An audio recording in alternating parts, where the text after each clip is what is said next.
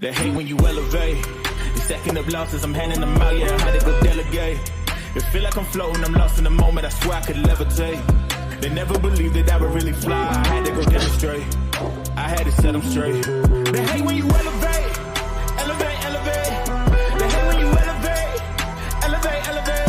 Yeah, they hate when you elevate, elevate, elevate. They hate when you elevate, yeah. I had to elevate. I'm way too fly, yeah, I'm feeling myself. Ain't no chance I'm coming down, no. Got a soul view to myself, yeah. Why would I give it up? Why do they wanna come take my place? I work too hard for it, don't need a replacement. This my vocation, now I got rollies all in rotation. Hop on a jet just to take a vacation. Remember the moments was trapped in the basement. Now the hard work is all taking me places. Starting all black like we trapped in the matrix. Bet on myself and go ball out in Vegas. Living a life like I'm rich and I'm famous. Don't see the grind that I know that it came with. I ain't make it this far for myself, yeah. I had to prove to everybody else, I had to set them straight, yeah. I had to ball, so I had to renovate, I know. They hate when you elevate. The second of losses, I'm handing them out, yeah, I had to go delegate.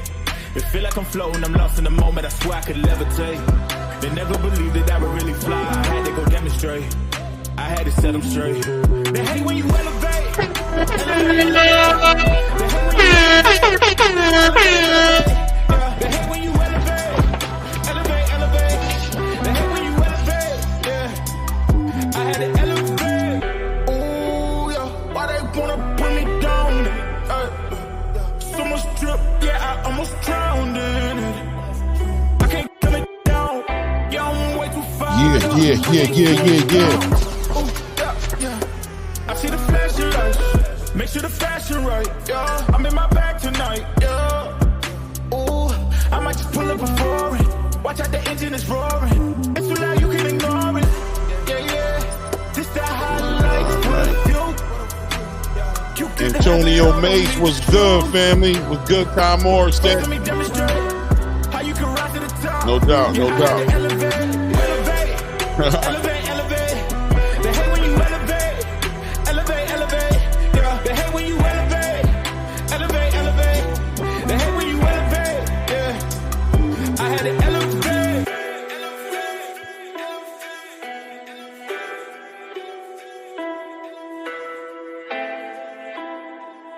Yeah.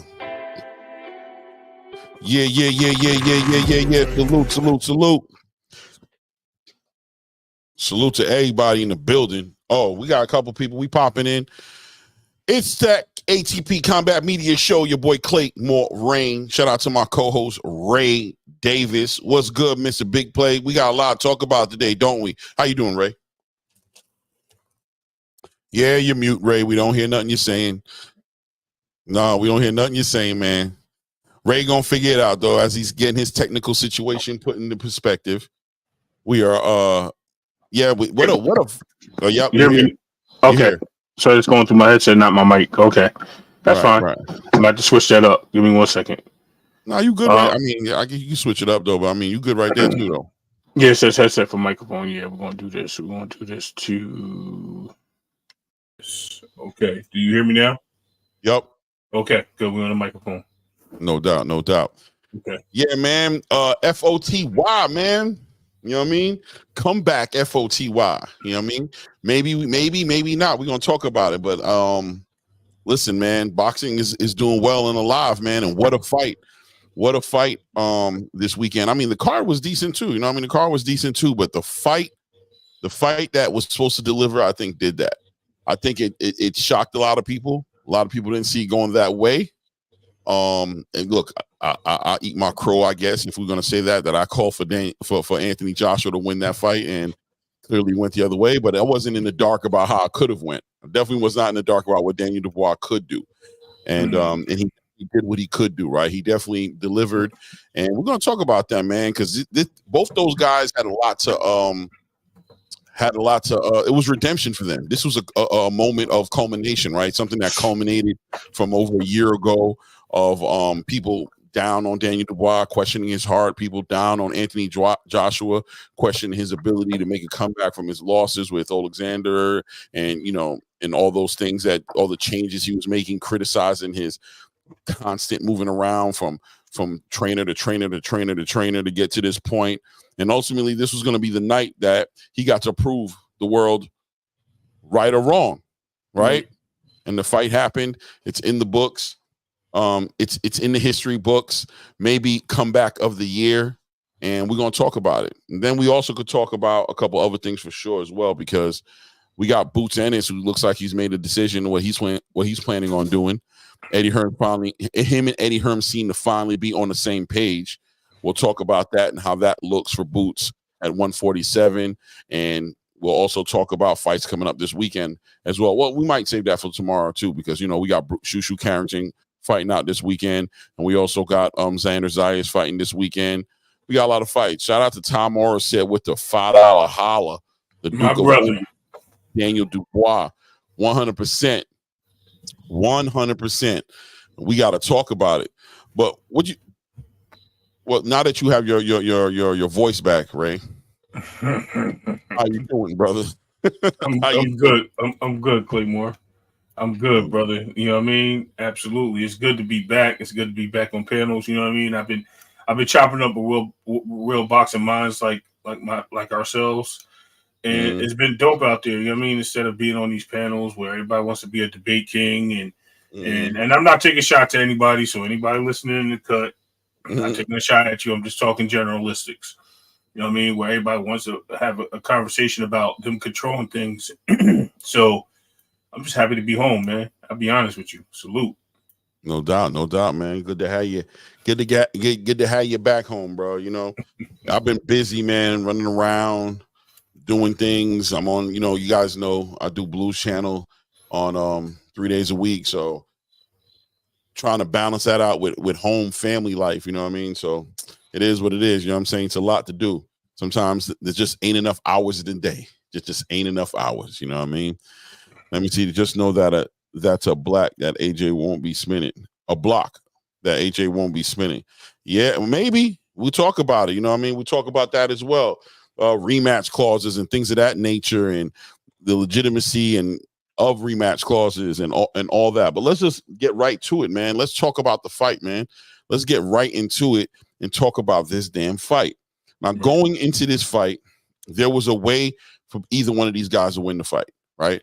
There was a way there. We knew how Anthony Joshua had to look in order to win that fight, and we knew how Daniel Dubois was going to have to look to win that fight. And it was really going to come down to who was going to be able to push their will on the other opponent, like who was going to be able to get it to go their way. I'm going to go start this at the walkout, right? I'm going to start this at the actual walkout. Daniel Dubois comes out. Was it me, or did he have like a Mike Tyson kind of a Mike Tyson type of energy about him? The whole Mongor, yep, whatever you call it, the whole moniker. That's the word I'm looking for. Right, like he had the black shorts, the robe, cut off towel, no socks, black shoes, the whole Mike Tyson get up. Yes, he was definitely coming out. He even bobbed and weaved like Mike when he was in there. Believe it or not. He took out of Mike's book to get ready for that fight. He took out of Mike's book. He came on that Mike energy for sure. He definitely came on that Mike energy. And he walks out to the ring, and there was a point during the walk. Salute Oscar Perez. Salute King. Salute. Oscar in the building. What up, Oscar? And he got to a point to where he's walking to the ring. He kind of let out this, let's go. Like, you know what I'm saying?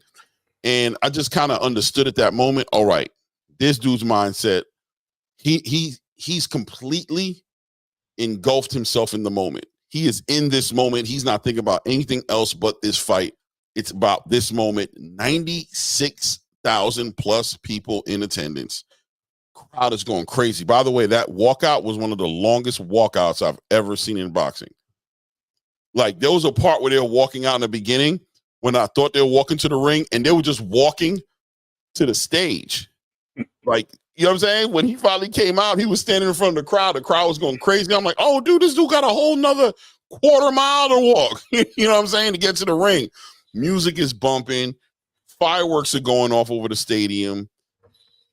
I mean, it was definitely a lot of FOMO going on as you're watching the event. You're like, damn, bro, you just kind of wanted to be there. Am I bugging? You just wanted to be there. Like, I mean, you talking about the AJ walkout, right? I'm talking about the whole. I'm starting off right now with Dubois.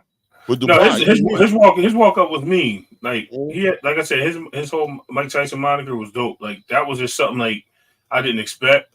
It came out focused, and you can see it. Like you said, the whole stage was pumping. The fans was going crazy. Two Brits fighting, especially at the top of the game, Apex for a title. Yeah, it was crazy. It was FOMO going on. I was looking at the whole situation. I was saying, damn, England showing out. Goldberg, word. Yeah, exactly. I was like, England is showing out, bro. England is showing out, bro. Oh, I got that in my head now. I was about to do this. Yeah, with him blowing the steam out his nose. But it was just like, I was like, all right, here we go. It's gonna be one of those nights. And then Anthony Joshua comes with the long boxing robe, old school, standing there like some sort of like giant. The whole crowd stressing him out, like, yo, we need you to do this, right? The whole building was behind AJ, and you kind of saw it on his face. Like everybody was on his shoulders, needing him to deliver on this because, you know, the big picture is AJ's going to beat this dude and he's going to fight Tyson Fury. And we're finally definitely going to get it because Turkey's involved with it. Tyson Fury has to do his job. We're anticipating on him doing his job, but AJ got to do his job tonight. And everybody was just in the building ready to see that. Salute XL. So he gets inside of the ring. He's sitting there trying to do what he was trying to do in the face-offs and every time they talk, right? Which is, I'm trying to intimidate him. I'm trying to get in his head before this fight goes. And you might think it's like, okay, that's part of boxing. There's another party that's like, yo, bro, at this point, you don't need to convince him no more. This bell's going to ring in like 2 minutes. You either are who you are or you not. You don't need to sell this no more. It doesn't have to be all this, right? And you think back to Daniel Dubois, he was doing the same thing. Like, he was basically doing the same thing. The press conference is like, yo, we fighting. I don't care. It don't even matter no more. We're fighting a couple. Like, they were talking about the sparring in the press conference, and Daniel was just like, I don't even care about the sparring, bro. It doesn't even matter, bro. Whatever happened to sparring happened. We're fighting tomorrow. We're fighting in 2 days, bro. It doesn't even matter. Let's do this. I felt AJ was holding on to that a little too long. And the first bell goes off. Bing! They meet each other in the middle of the ring. Daniel pumps the jab out. He starts to take center of the ring. He takes control of the center of the ring immediately. He lets it be known, this is my ring. He takes the center. He starts pumping that jab over, and then he clips him with the right hand. And it just sets the tone. At that moment, sets the tone. What did you think at that point? Like, when the bell rings and he runs across the ring, what are you thinking after what do you think about that first 30 seconds? Because this fight begins, it gets live inside of the first 30 seconds. You kind of get the vibe of the direction that this is going into. Wow. See, I want to start still at the ring walk from the other side, but we're going to keep it with the... Go ahead with the ring walk. Go ahead, break it down, bro. No. I'm just saying, I ain't never seen nobody come in with 3 songs to the ring. Never. We talking about AJ, right? AJ. Yeah. Amen. Godfather lead off, jumped into Jay-Z. I forgot what the last song was, but it was still bumping. And I'm like, yo, this dude just came in here with the fury. You know what I mean? Not Tyson Fury, but the fury of remixes right now coming into the ring. Like you said, with the Ric Flair vibes. Could take nothing away from it. You know what I mean? Ty said that. But he gets into the ring, and the first thing you see is, again, you see him trying to square up, use his height, make it look like it's something, some disadvantage. And you're trying to look a man in the eyes and tell him, like, yo, you're not ready, where he's dead locked in focus. The bell rings, and I think AJ really was sleeping on the reach, the jab of Dubois. And I think as the first jab landed, I just think, like you said, set the tone. I think it was the first jab. And the first jab was like a nice little crisp jab right on the neckline. Then it went, then followed it up with a jab to the chest. AJ was like, okay, yo, this dude really came here to fight. You know what I mean? Got into his head a little bit. He started thinking, what do I got to do? What AJ do? He drops his hands because he wants that get back. Like every other fighter that gets disappointed and upset with somebody taking advantage of them and embarrassing them, they want that get back. They get that get back. They want to put the hand down because they're looking for one shot. But he was looking for that right overhand that whole night and just wasn't there. It just wasn't there. And when he did connect with it, he thought he had him. But we're going to wait to that part. Go for it. Right. So look, so he clips him with the right hand. He sets it. And immediately you can tell that affects AJ because AJ begins to work off his back foot.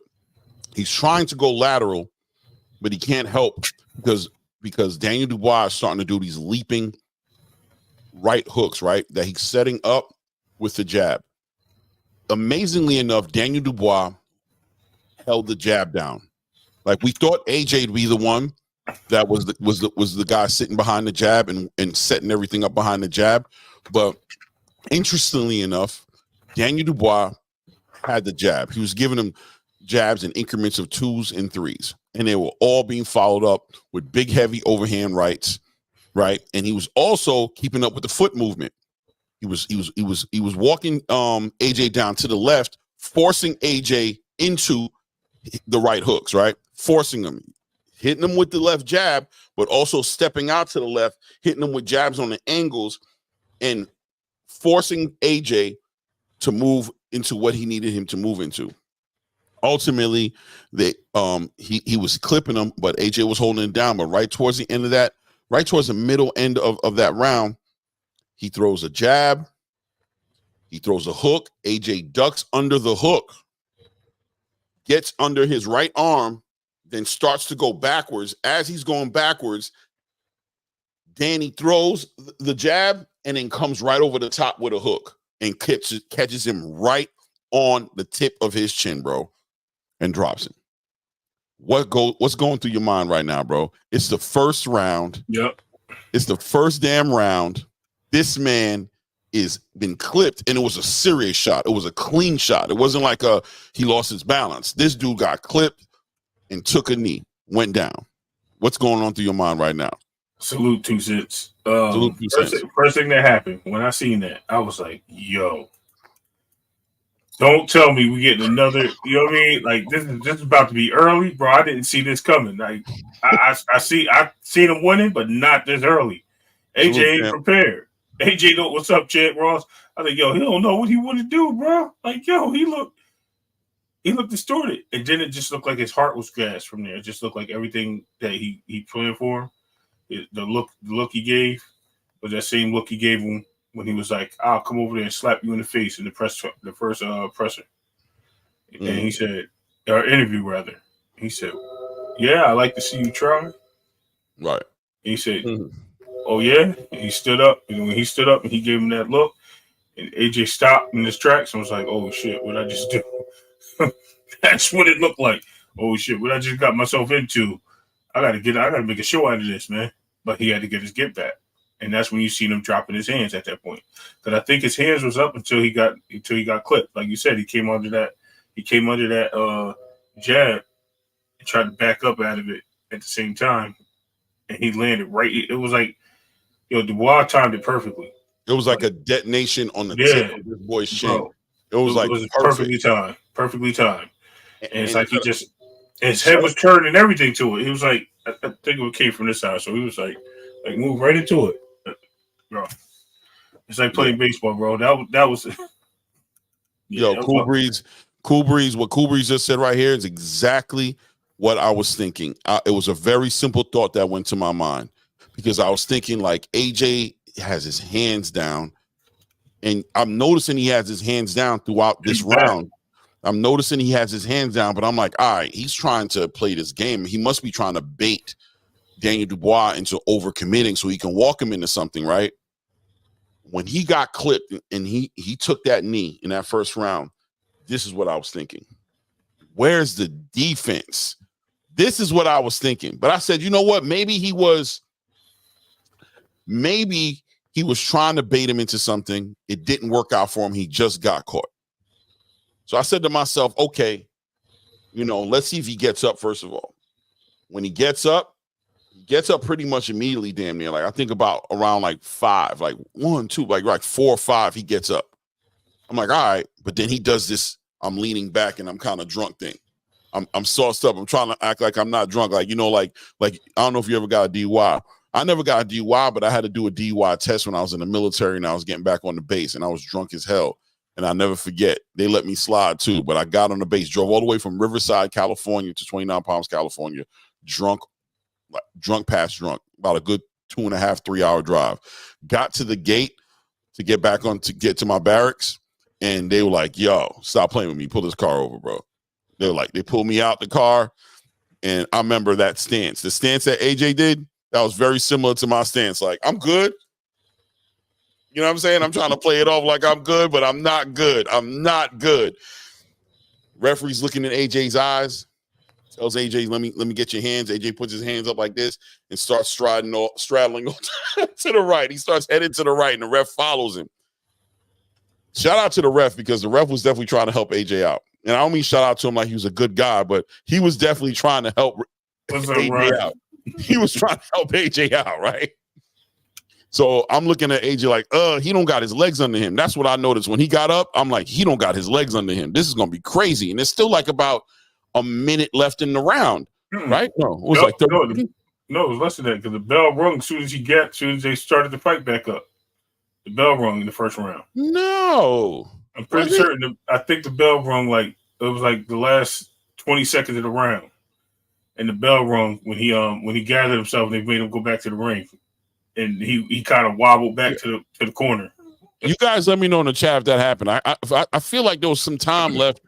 There was some time left in the It was like 5 seconds by the time. Okay, but needless to say, I'm like, all right, man, he needs to survive this round. The bell does finally. Cool Breeze, you said correct, sir. Correct what? It was only 5 seconds? Okay. The count was on the first knockdown? That was the second round. It was on the knockdown. On the first knockdown? 2 cents? On the first knockdown? Rachel, on the first knockdown was during the bell? No. He's saying, see what 2 cents said? The first knockdown was right before the bell. It was like 5 seconds left when he told him to commence. The bell rung by the time they got to the middle of the ring. He was still wobbly. He literally turned around with a wobble. Okay. Then the second knockdown, the bell rung, and he was counting them after the bell. Yeah, the second one I knew about that one, but I thought the first one he had some time before. No, it was like less than 10 seconds. He was like grabbing him and making it happen and all types of stuff. Yeah, he put a stick under him so he didn't fall. Gave him some crutches and wheelchair and everything, bro. Like, so I said to myself, okay, he made it through this round, right? He makes it through the round. I'm like, all right, bro, woo, this is crazy, man. But I said, I need to see how he looks coming out into the second round because the way he got clipped, guys, it was a bad clip. It wasn't a by accident, like little clip. It was right on the tip of his chin. I'm like, is this dude going to recover? I know where you're going with this. Right? Second round comes out. This dude walks out and does a little dance. He does a little dance. I'm like, nah, this ain't going to do it, bro. I said, and I think I was on the phone with you, right? Yep. I'm like, I said, this dude's out of here, bro. He's going to get up out of here. Salute, Echo. Salute, Echo. What's up, Echo? I said, this dude is out of here, bro. This is not going to work. I'm on the phone with you. I'm just getting off work. I'm watching the fight on my phone, and we're talking while I'm watching the fight. And you're watching the fight, too. Yo, he makes it through the second round. Doesn't even get knocked down. He grabs. He gets clipped. He makes it through. He holds. He does everything he can do. He makes it through the round. I'm like, all right, well, he just made it through the storm. This guy done made it through the storm, bro. I said, all right, man, let's see what happens in the third round. All right, let's see what's going to happen. Yo, this dude comes out, and he gets clipped again, bro. He's getting clipped all over the place, bro. He's fighting for his life, but he's starting to get the jab going. I got to give him his respect. And he's throwing some uppercuts that he's missing, but he's understanding that he needs to start discouraging Daniel Dubois. He needs to start discouraging because Daniel Dubois looks like he's possessed by a literal demon, right? Like he sees no evil, hears no evil, feels no evil. He wasn't feeling no pain. He looked like he was on like 2 Percocets. He was numb from his neck down, and he wasn't feeling no pain. He could care less about what Anthony Joshua was doing, and Anthony needed to hit him with something. He needed to hit him with something to chill him out and say, hey, bro, it ain't sweet over here. And Daniel was like, I can't tell, bro. I really can't tell it ain't sweet over here, bro. You really gotta show me. JR Spot, what's up, brother? Salute, JR. Salute, JR. Now, I don't want to go through round by round because he gets knocked down again, bro. He gets knocked down again, bro. You know what I'm saying? He gets clipped, and he actually, that's the round I think where he does the whole hand touching the floor shit, and he stands back up, right? The ref and the ref doesn't count it. Now, let's also keep this going as well, that the ref, in the midst of all this happening, has warned Daniel Dubois about coming in with his head, right? He's given AJ opportunity to like get his legs back together. He's doing a bunch of weird stuff. I thought I was ready for him to take a point from Daniel. I thought he was about to. I thought he was about to take a point from this dude, right? You can clearly tell that the referee was either in Eddie Hearn's pocket or in the people who got vested interest in seeing AJ fight Tyson Fury's pockets. Whoever those people are, right? He's definitely on their side, and he's trying to make it happen. He's trying to give AJ the best chance he can give him. Right. Bro, at what point did you realize that the fight was actually over? Like, when did you understand that it's over? Honestly, even with the official third knockdown of the fight, right? I still gave AJ a shot because I was just like, yo, he's been knocked down before. He got up. You know what I mean? That one wasn't as bad, though. It wasn't as severe because he had just got his legs back. But that one went after the bell. The ref had to help him. He had to help him stand up. They put the bench in. He's looking at the bench trying to like put his head on the stool. The ref said, no, stand up, bro. Yeah. I need you to look me dead in my face. No, stand up. You good? He said, yeah, I'm good. Okay, all right.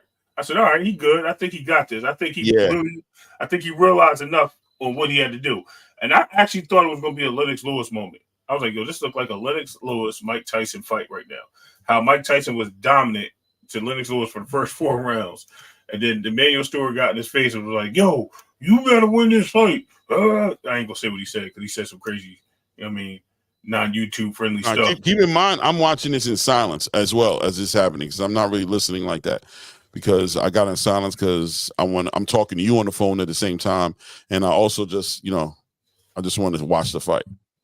So I'm not hearing what's going on in the corner because I definitely had a lot of questions. I'm like, what are they saying to this guy in between these rounds? What are they saying to him to get him going for the next round? Like, what are they saying to him? Like, because he's not putting his hands up.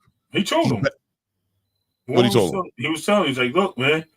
He said, like I said, he gave him that speech. He's like, yo, man. You got to get out there. You got to do better than this. You know what I mean? He's landing the shots. You got to keep your hands up. Get in there. You can beat this guy. What are you doing? Yo, he goes out there.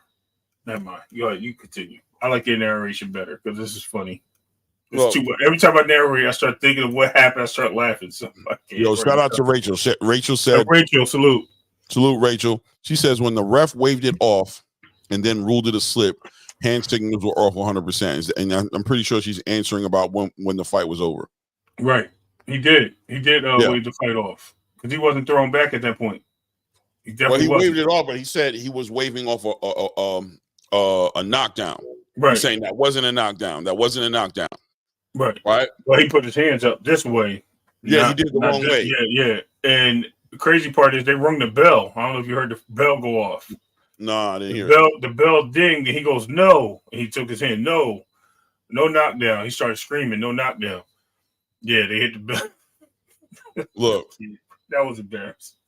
Now, we clearly know is Daniel Dubois versus everybody inside of Wembley, except for his corner, right?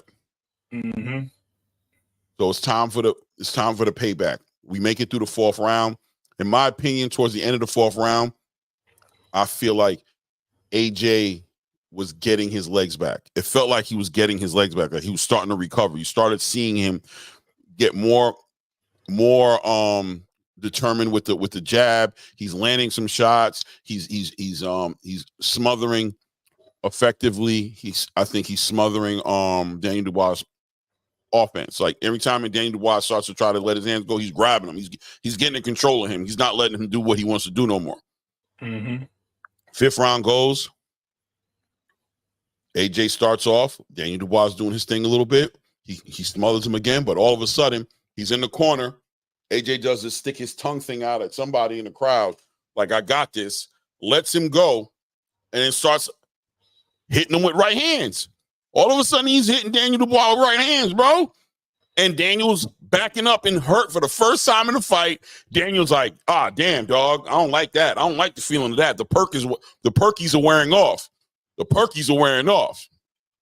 I'm starting to feel the shots. Boy getting sober in the ring. Okay, let me back up. Let me back up. But Daniel Dubois, unlike AJ, kept his hands up. Kept his hands up at all times. AJ hit him with about 3 direct right hands, bro.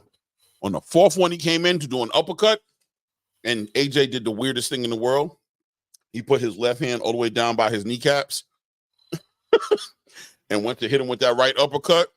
And Daniel Dubois with that short, straight right hand. Fastest way between 2 points is straight line, baby. You know what I'm saying? Hit that boy right on the tip of the chin. Face plant. It's over with, bro. AJ's rolling around the floor, booty in the air, trying to get his right arm back under him so he can get up. 1, 2, 3, 9. Waved off. It's over with. AJ's been knocked out.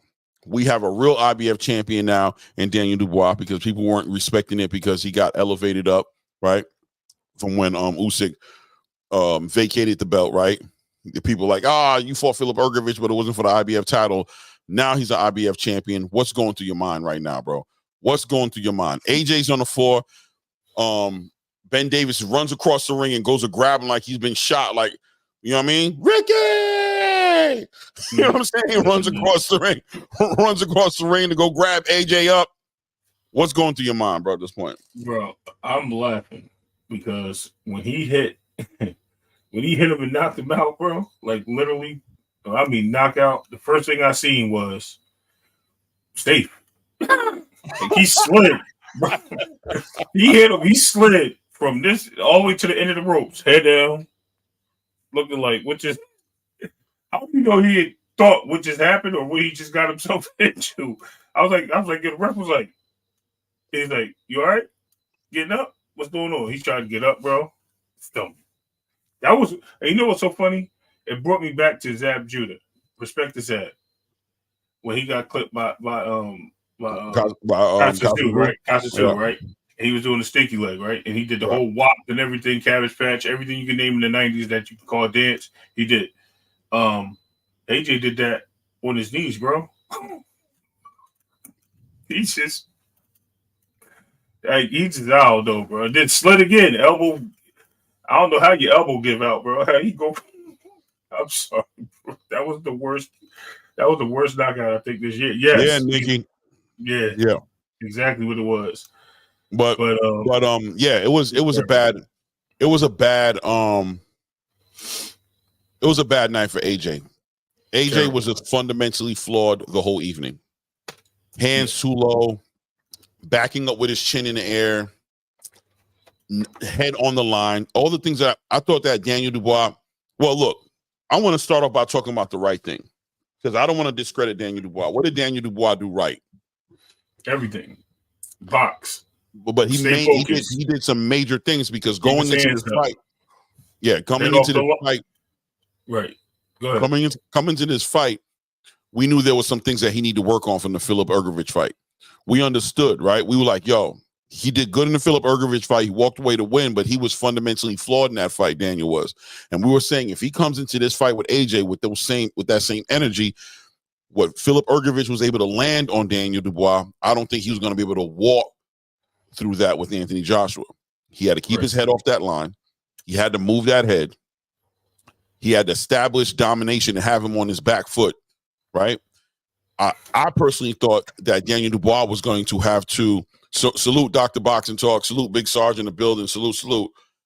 I thought that that Daniel was going to have to find a way to smother the power that Anthony Joshua was going to try to deliver, because Anthony Joshua's power is really at the tip of his punches, right? The extension, his ability to stretch all the way out, it's like a detonation right at the tip of his hand. Even with the uppercut, he needs that distance. He needs that space to work, and he tries to establish it early, and it was going to be Daniel Dubois' responsibility and his assignment to smother that space and not give him room to A, slow the fight down and fight at the pace he wants to fight at, B, to comfortably just throw jabs and set up power shots. He was going to have to make him fight in a mid-range situation, because I think that's where he's his weakest at. Right. I feel like Daniel did that. He kept his head off the line. He had great head movement. He kept his hands up. And although he wasn't always necessarily initiating the clinches, because it was really AJ who was initiating the clinches, I think the present danger that he let AJ know was there smothered AJ, right? Mm-hmm.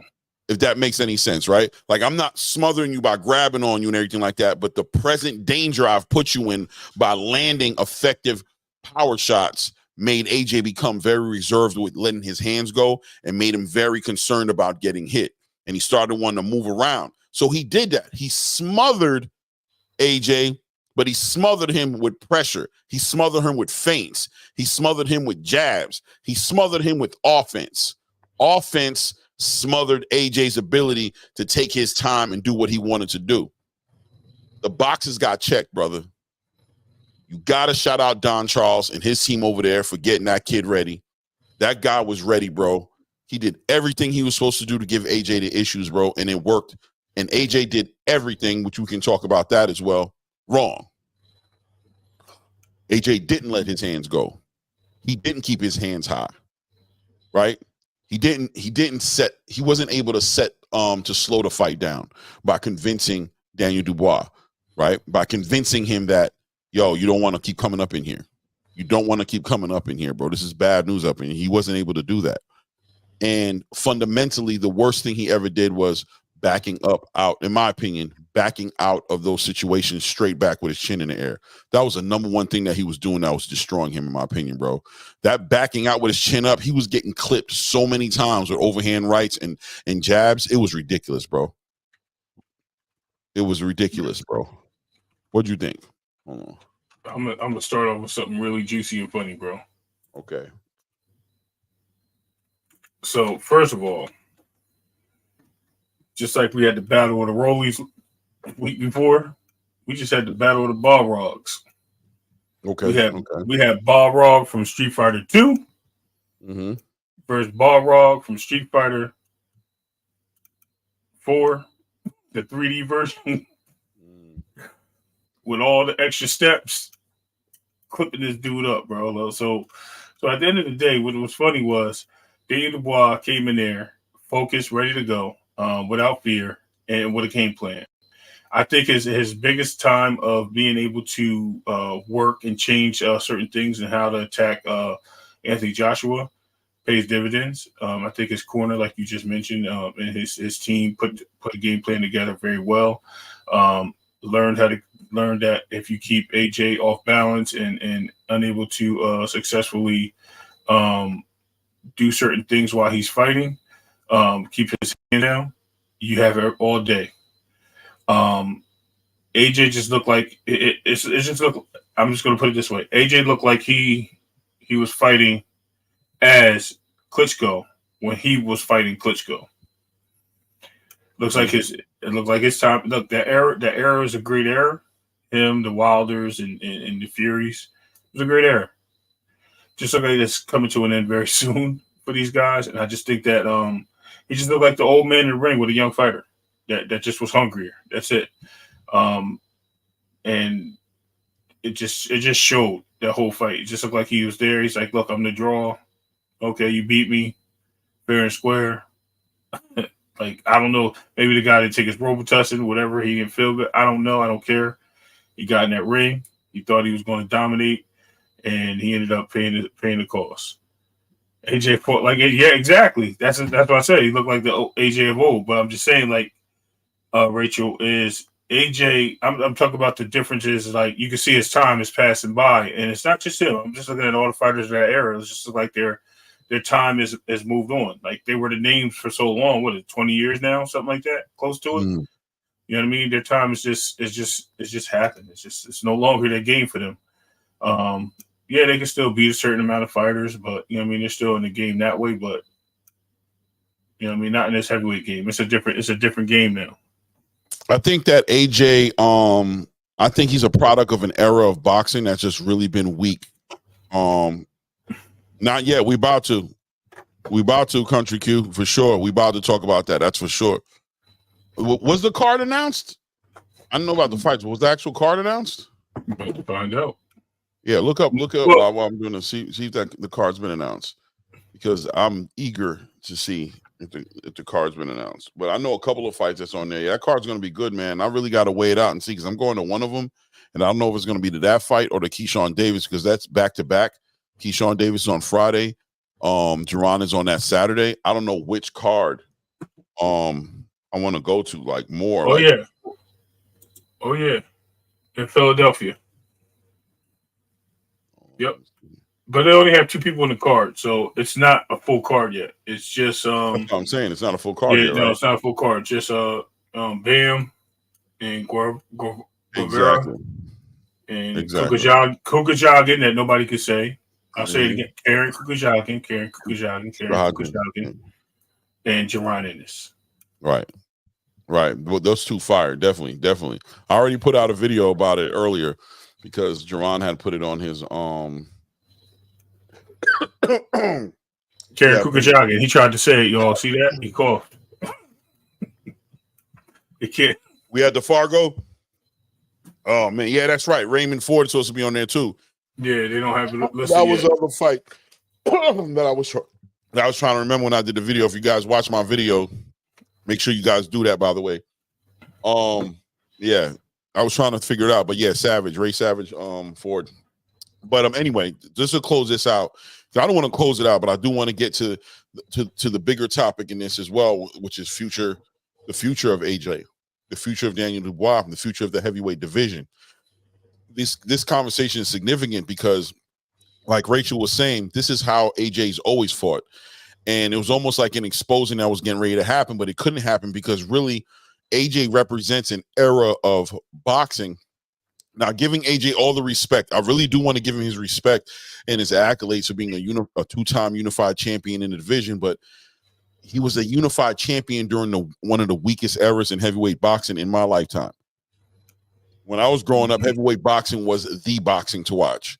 It was like the boxing, you know what I'm saying? It was just, you wanted to see the heavyweights fight.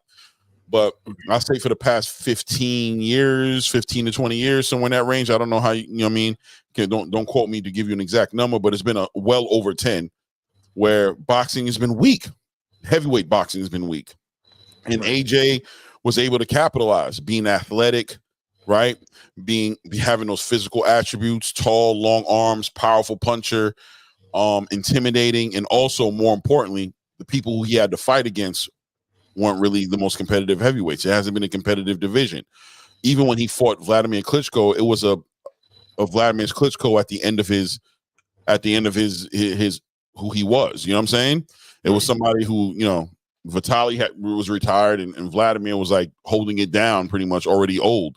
You know what I'm saying? As this guy who was trained by Emmanuel Stewart, who had this jab, he had a style kind of like Lennox a little bit, but a little bit more robotic, but it was very effective against the people that was available. And Anthony Joshua got to shine in that era all the way up into this time. Now Daniel Dubois has brought, he's a fighter, a heavyweight fighter who's brought a little bit, he's like starting a new era, right? Like he's a heavyweight fighter who's fundamentally sound, a power puncher, right? He's not fat and all out of shape and doing a bunch of stuff. He's like that heavyweight boxer. You know what I mean? Like the Mike Tyson, like the Sonny Liston, like the, you know what I mean? The Vander Holyfields, right? You know what I'm saying? Like those good fighters that can really punch. And it seems like the eras of clash, and it seems like Anthony Joshua's reign of taking advantage of a lot of people who just weren't on his level, on a physical level, Now he's, now here comes Daniel Dubois. And Daniel Dubois also echoes in a lot of other fighters who are carrying that energy, like a G. Cabiel, right? Like even Philip Ergovich to a degree. Philip Ergovich is bringing that back as well. There's a lot of heavyweights, the Frank Sanchez's, and you got the kid who's the prospect who's coming up. We got to see what he does. But Joe Torres? No, Richard Torres. Is his name Richard Torres? Even Jared Anderson to a degree. You know what I'm saying? I think Jared Anderson still has hope. You know what I'm saying? I still give him Martin Bacoli. You got these heavyweight fighters coming in the game that are really bringing heavyweight boxing back in the game. That's bringing boxing. That's bringing, combination punching and a stiff jab and well-timed overhand rights and all kinds, movement, head movement, keeping your head off the line and all these things, not just throwing heavy punches at each other, but a bunch of other things with it. Does Anthony Joshua move forward, in your opinion, and try to rematch, which we'll talk about as well, because there was this whole entire lie going around at this point that I found out that Anthony Joshua had a rematch clause between him and it's not true. There's no rematch clause. So does Anthony Joshua retire at this point? Or does he stay? You think he should stay fighting? I think the Joshua Fury fight is still a big fight to be made, regardless of the outcome of Usyk, which I think Usyk wins that fight. So I just think it's a pretty good fight still to be made. They've seen the money that it did in Wembley. I think they could second that.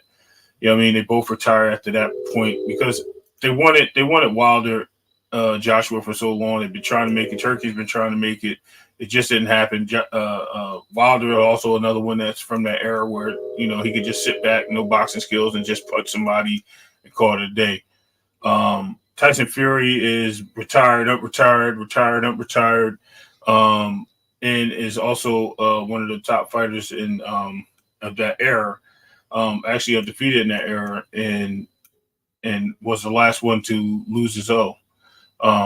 Shows that him and Joshua will probably put on a pretty good performance going out the door for us to have a really good last hurrah for both of those fighters. It'll be a good period. I would like to still see it. It's just I don't want to see none of these guys fighting none of these younger contenders, I will say, or the guys that are more competitive.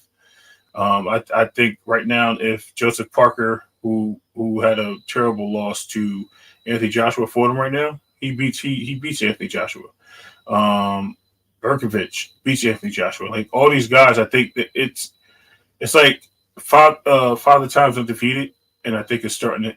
We see that, so I think that's what it comes down to. And I think you have some of these other guys that are just let that time go.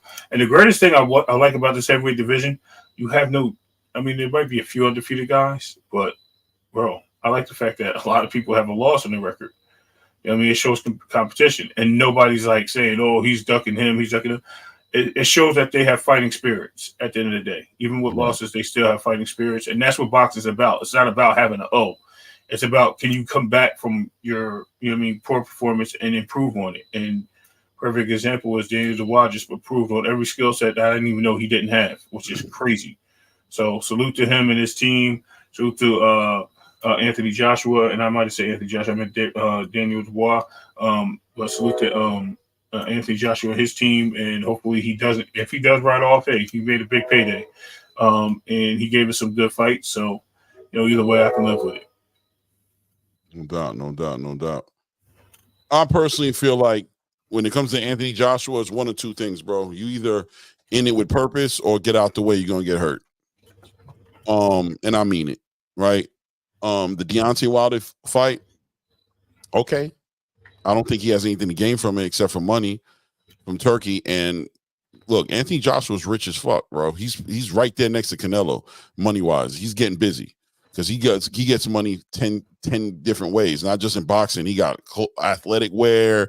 He's got affiliation with different companies like Range Rover and things that people don't talk about that he has affiliations with that make him a lot of money. If he's in it, he should be in it for what he says he was always been about, which is legacy, which is about getting belts, unifying belts, and chasing down undisputed. The only way he gets there, in my opinion, is if he fights either Daniel Dubois if he gets that rematch with him, or if he jumps on December 21st and he tries to see if he can get the winner between Alexander Usyk and Tyson Fury, which won't be Alexander Usyk. If he wins, he's not going to fight AJ again. If it's Tyson Fury, he may not, but he also may, because there's a lot of money involved in it. Turkey's willing to pay the money. England wants to see the fight. If he's not getting into that type of fight, I don't see why he should fight a Philip Ergovich again. Fight him at all. I don't see why he should fight a Joseph Parker again. I don't see why he should get in the ring with a Martin Bacoli. I don't see why he should get in the ring with even Deontay. That brings money, but at the same time, Deontay just got stopped and he lost a fight before that. He's going on a two losses in a row. I don't see why he needs to risk getting clipped and knocked out by a guy who just got knocked out by a 41-year-old Chinese 6'5" Chinese dude. You know what I'm saying? Like I don't see why he would do that. But I mean, it's up to AJ. I'm here. I support whatever he wants to do. I'm gonna watch it, bro. You know what I'm saying? I'm gonna watch it. But in my opinion, it should have purpose. It should be something that gets him up in the morning and gets him going. That's another thing about this fight. I don't think he got himself going for this fight. I don't think he was motivated for this Daniel Dubois fight for some reason or another. I feel like he just kind of was like going through the motions. He wasn't really there. He wasn't really like Daniel Dubois was so motivated and so possessed. He was so possessed by demons, by I want like redemption energy. Like, I just got to shut everybody up. This is my time. He knew it. Don Charles wouldn't let him forget it. Anthony was just kind of like, well, you know, we're rolling the dice. I never liked that shit. We're rolling the dice and what are you rolling the dice, bro? Are you here for destiny and legacy? And are you here to handle the business? Or are you throwing? I didn't like that. I never liked it. And he said it at the end too. He kept saying that even, we rolled the dice tonight and we didn't come up, but we'll roll the dice again. No, don't roll the dice again, bro. Stop rolling the dice. I'm not into the dice being rolled.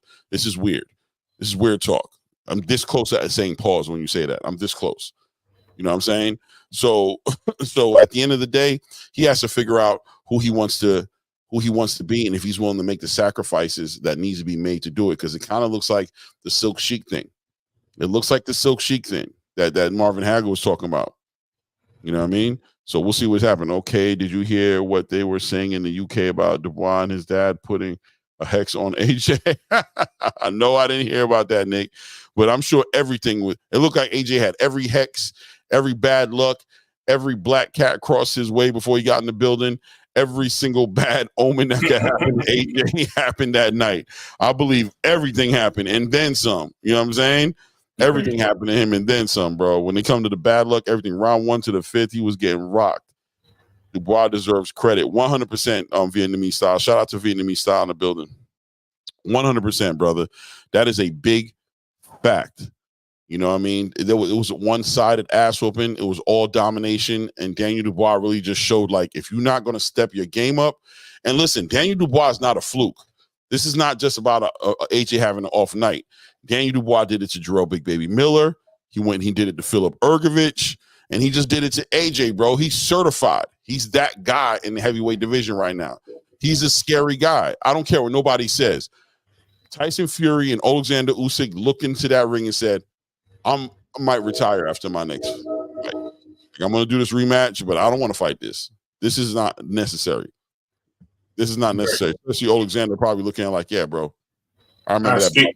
Right, and I escaped with that first fight, so who knows? I'm good. Yeah, I don't got nothing to prove. I don't got nothing to prove. I ain't doing that. I'm not doing that. So either Tyson Fury fights AJ, which is another reason why I could see Tyson Fury fighting AJ for those belts. I ain't going to lie to you. Just off the strength of not fighting Dubois, I can see Tyson Fury fighting AJ. You know what I'm saying? Just off the strength of making that last payday and making his way out the building, I could see him doing that, bro. Now, Frank Warren, how does Frank Warren feel about it? Do you think Frank Warren would be behind a Tyson Fury AJ fight, or do you think he'd be more interested in doing a undisputed unification fight between Dubois and Tyson Fury underneath the Queensberry promotional banner? You know what I'm saying?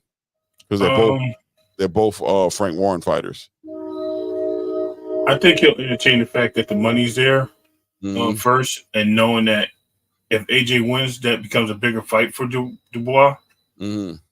Right? If Fury wins, that becomes a big fight for him because it's another British fight. I mean, and Wembley now for all the belts. You know what I mean? So that right there, I mean, Echo's in the house. I mean, this is a good question to ask Echo. He can put it in the chat. You know what I mean? What does he think? Because I think a 3. Let me correct myself because Dr. Boxing in the building, the Frequent's not here, but I know it'll be a pause moment. But I think having all 3 of those guys, being able to compete in a triangle theory, some type of way of fighting in the ring and having the opportunity to fight, I think it would be better to do it that way. Maybe going with AJ first because that's the biggest fight. That's the most bread. And then a unification would really be a big fight as well afterwards. But if you do it the other way, what's going to happen is, see, I know, look at him. He's crazy. I'm crazy. That's why I had to switch it up. But I know for a fact if you do it the other way where you have Fury fight Dubois first, we're not guaranteed to get that fight because we have a lot of guys waiting in wings for opportunities in these sanctions that haven't got the opportunity. So if you want to keep it at the top of the game right now, I think you go with the fight with AJ if you're Fury. Okay. Well, we'll see. Yeah, I mean, because we're going to move on in a minute because I do want to get onto this boot tennis topic as well. But we'll see what Anthony says. Eddie Hearn said that they're not making any decisions. They're waiting on December 21st to come by, and they're trying to, you know, it looks like Eddie got his eyes focused on trying to campaign for a Tyson Fury. He looks like he's betting on Tyson Fury to win it. He wants Tyson Fury to win this fight, and he wants to try to put something together between AJ and Tyson Fury. So Eddie's in the background trying to make things happen as usual. And we don't know if Anthony Joshua. I mean, I heard Anthony Joshua said that he still wants to fight, but at the same time, what does that really mean? You know what I mean? What does that really mean? I don't like his last tweet, though. His tweet was kind of weird about, you know what I mean? He doesn't want to take people's dreams away. And yeah, that was kind of weird. Like, that's what you're there to crush your dreams, knock them out, put them in the hospital, whatever you got to do. And then, you know what I mean? Send them flowers later. Yeah. So, I mean, that's not what you get paid to do, is worry about how their feelings are and them staying champion or being champion. That's your job. Right. I mean, we'll see. We'll see what he does. You know what I'm saying? We'll see what he does, man. Time will tell the story, but he definitely got his ass beat on Saturday in a bad way. So, you know, that's something for him to think about and something to take in consideration. Now, moving the needle on to Jaron Ennis right now, who's clearly made a decision that he's going to stay at 147. He's not leaving 147. He wants to unify. Eddie Hearn seems to believe that he can get these other fights put together because it looks like the PBC is having a hard time keeping these fighters busy, in my opinion. And I think he sees it as they have no choice but to take opportunities because they're prize fighters first. And if the PBC ain't going to keep them busy, it is what it is. Rachel said, told you. Yeah, so he's staying at 147. And he has a nice card coming up. Hold on. I said it too. I think I said it first, though. Rachel, you said he was staying at 147? Yeah, I said he should take that. I said he should take that fight. I'm just messing. Rachel didn't steal it from me, but I said he should take that fight. I think that they built that fight up with Brian Norman, so I think that fight's going to happen next anyway. So he might as well stay there, take that fight, get that unification, and then he can go on to move up because he's been unified at the division, or he can stay there and chase all the belts. It all depends. So that part becomes on him. Right. Well, let's put that up real quick. Well, it's going down. It's going down. I wonder what they paid Karen to put this together. I'm just kidding, Rachel. What do you think they paid Karen? Karen to move it over here? No, they wanted. I don't know. I'm not in that. I don't get into the business part of it, Clay. So, I'm pretty sure they had some negotiations tactics on it and said, you know what I mean, we wanted to fight, but, you know, we wanted to try to make a unification. That's what he wants. But if you're willing to take this opportunity, come over here, make the fight, I'm pretty sure it was something like that. She don't like me, right? Come on, Rachel. Oh, my Rachel bad side. I gotta go buy her flowers and send it to her. I know, Rachel. I'm just messing with you. I don't want no Nito coming knocking on my door, so you know I gotta be nice. But yeah, absolutely. Like, I really don't know that. Now, look, I said the other one was an Echo question. This is definitely a Rachel question. this is definitely right up her alley. I don't Well, know, because the money that they're spending, you got to ask yourself, would they have just been better off just paying Brian Norman and getting that unification title fight? You know what? You know what I'm saying? I do have an answer. Because I think they already expensed on the venue, right? Didn't they already expense on the venue based on some ideas I heard? Because they weren't just fighting Philly. Yeah, they already had the venue locked in. Right. So that probably was some of the money saved on the other end of Karen's team winning that promotion. If I look, we already got the venue, we paid for it. You know what I mean? Bring the fight over here. We can put a good card together. That means you get views, viewership. There's a lot of ways he could have sold that fight to them. And I definitely think paying for the venue made a big difference. Because that's more money in the pockets of the fighters. Right. Well, they were able to convince him, man. It's going down. So it'll be Boots defending against Karen Chukadachian. Let's see if he can cut the ring off and finally stop this dude and get this dude out of there. Get some redemption for this weak fight that he was involved in before. Not to blame it on him, but just to say something that's been getting hung over his head. You know what I'm saying? About that fight. So he can go ahead and do that. I love the Bam Rodriguez Pedro Guevara fight. I love it. I love it. I mean, it's good. It's going to be good to see Raymond Ford come back. Is Raymond Ford coming at 130 for this one? Yeah. Is that what we expect to see him? Yeah, he's in 130. He better be. Okay. So that's going to be a great I'm about fight. to search right now. Well, go ahead. Keep talking. Then we got Khalil Ko. He had a great showing on the last Boots card. I think he's light heavyweight. If not light heavyweight, super middle. I think he's light heavyweight though. Showing out. And then we got this rookie, Zakeem Moses. I've never seen him fight, but I've heard his name a lot. You know what I'm saying? I know he's out of Jersey. Have you ever heard of Zakeem? Zakeem? Yeah, rookie? Zakeem Moses. Oh, yeah, Moses? That's Shakur's cousin. That's who that is, right? Yeah, that's the one that won the what's the name? They said to beat up Kamel Martin. I think. Oh, he beat Kamel up? I think that's the one they said that beat Kamel up in amateurs. Like 3 or 4 times or something like that. Yeah. And then also matchroom debut. Yeah, Tito Mercado. Ernesto Tito Mercado is going to be on Ty said I'm right. Yeah, that's him, right, Ty? I knew it. Yep. And then Ammo Williams is back. Ammo had that great performance out on that Riyadh card. On that 5v5. Right. You know what I mean? He out of Texas. And I'm not familiar with Ismail Muhammad. I'm not familiar with him. So. What division is he? Because I remember there was a guy that we watched fight that was from Saudi Arabia that was pretty good. Or I said beat Kamel. He didn't beat him up. He won against him.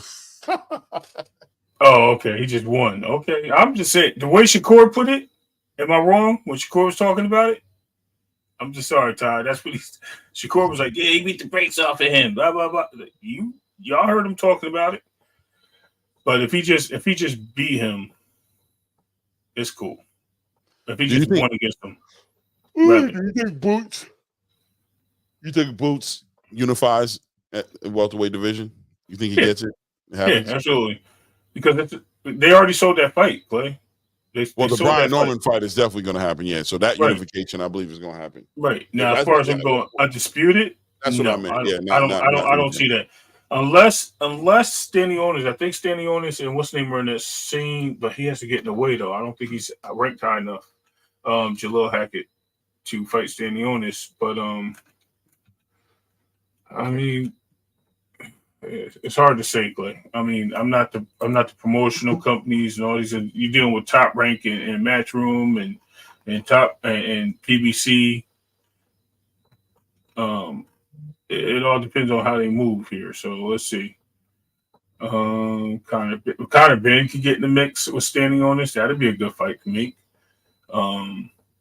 Yeah, Jalil Hackett ain't. Yeah, he's number 15, so he has to make some power moves to get up there, or they got to talk some money to get him a fight with Stanionis. And Stanionis himself is not a draw. That's why when I was like, if they offer if Stanionis going there asking for 2.5 or 2.2, I'm like, yo, you bugging, bro. I ain't even see you on the main card yet this whole time. So there's no way you should be up asking for that much money. I mean, maybe $1 million. But anything other than that, I don't think Stanionis should be asking for anything crazy. I mean, you got a couple guys that can get in the way. So and fight Stanley. As far as Barrios is, he's got that fight coming up on another non-PBC event. They're getting their fighters paid by somebody else. Shout out to the PBC for being smart businessmen. Only business I talk about. Barrios got that fight coming up, so I don't know. I mean, it all depends if you get in the way and get a belt.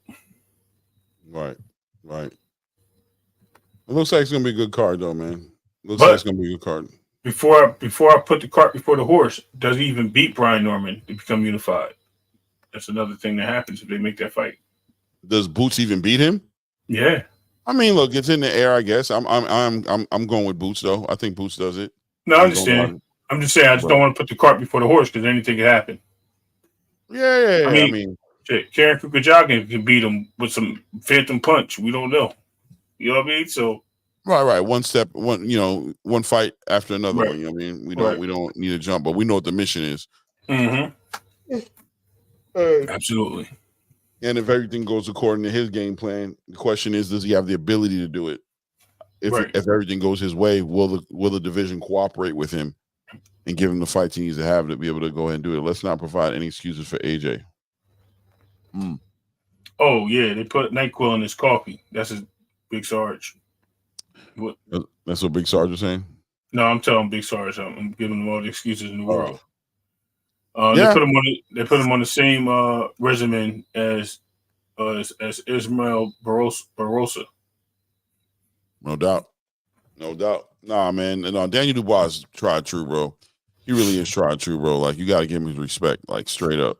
Tried true. No excuses. No excuses. I promise you, no excuses. I'm sorry, Big Sarge. It was his first time under the lights, like Frank Martin, man. Couldn't take it. Yeah. Just playing. We'll be talking about Devin and Eddie Hearn. What are you saying, Bradley? Oh, man. Will we be talking about him? I don't know. Why would I be talking about him? There's no need to. That's they had a conversation. They had a conversation. Little interest. Yeah.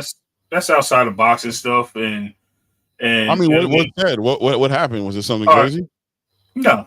I mean, they're right on both sides. But I get where Eddie's coming from. I understand how Devin feels. So, I mean, Devin felt like he gave a lot to Eddie, and Eddie is not treating him with the respect that he thinks he deserves. Eddie is like, yo, I did everything for you, and I have nothing against you. You know what I mean? I'm just speaking what I have in my opinions. But as far as you getting tickets to the fight and I'm being cold shoulder to you and stuff like that, that's not what it is. You know what I mean? You're the one out here taking things the extra mile, and I get it. So I mean, it's what it is. It's just that's that like gossipy stuff. I really don't even care for that. Like, I'll be honest with you. It's not like Eddie Hearn and Devin Haney gonna get in a ring and fight tomorrow. You know what I mean? Like, they'll make a contract. Tomorrow they'll be friends. I mean, he said something. He did say Bob stands on business, Eddie doesn't. Like, that was pretty funny. That was a cheap shot, but it is what it is. But he deserved to get one back because Eddie said that Ryan didn't cheat or something like that, or something weird. So he didn't say Ryan didn't cheat. I know what he's saying. He doesn't think probably Devin just lost exclusively. He's not willing to. And Devin has to, like, yeah, bro, like, nobody's buying that. Nobody's doing that whole entire. The only reason Ryan Garcia won is because of Austrian, bro. It's just not going to work, bro. I don't care. It's just not going to work. It's not going to work. So Eddie just being honest, be like, there were things that happened that Devin didn't do right as well in that fight. That got him where he was there, not only in the ring but outside the ring, in the negotiations, in the business of a lot of things were done. There were a lot of holes in the game.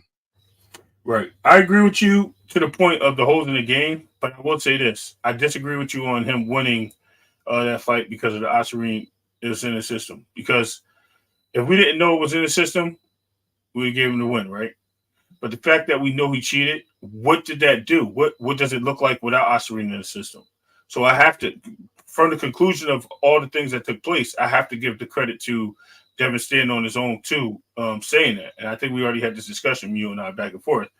But you know what I mean? I understand where you're coming from. So I'm not going to show hate towards you on that or disrespect. You know what I mean? I'm not letting these guys go crazy. up here. I'm just gonna be like, you know what I mean? I honestly respect your choice and your words that you're using and the way you describe things, but I just think that cheating is cheating. You know what I mean? And I got cooked for saying something today that would make you laugh, but it's okay. We're gonna move forward. No, I'm just kidding. No. At the end of the day, your solution will always be entangled with the things you have power over. Accountability is the biggest underrated aspect of attacking any situation in anybody. Like, accountability is so important. When you're talking about improving yourself and making yourself the best version of yourself that you can be, accountability is the most important thing. Devin's ability to sit there and put pressure on the idea that Ryan Garcia's antics is what lost him that fight. Anybody can justify it because he did cheat. He did take performance enhancement drugs. He did come in 3.5 pounds over the weight limit, or 3.4, 3.3, whatever the number was, over the weight limit. He did do a lot of antics during the build up to the fight. He did a whole bunch of stuff. But you can't control not one damn thing that he did. Not one thing that he did do you have any control over. So the punishment's been passed down. He's suspended. If you're going to sue him, put your lawyers on him. But if you're talking about your boxing career, you need to find what you did wrong in that fight and the things that you could have done that would have got you the victory outside of that. And if there's nothing wrong and there's no improvement needed, we'll see how that turns out for you. If you know what I'm saying? Maybe he's right. Yeah. Maybe he's right. Maybe he did everything perfect. Maybe the game plan was perfect. Maybe everything he did in the fight was perfect. Maybe the business was perfect. Everything was done. Then do it again. Do it again. We'll see. We'll be sitting here to watch, and we'll talk about it the day after the fight. Again, I agree. I agree on your points. I understand where you're coming from.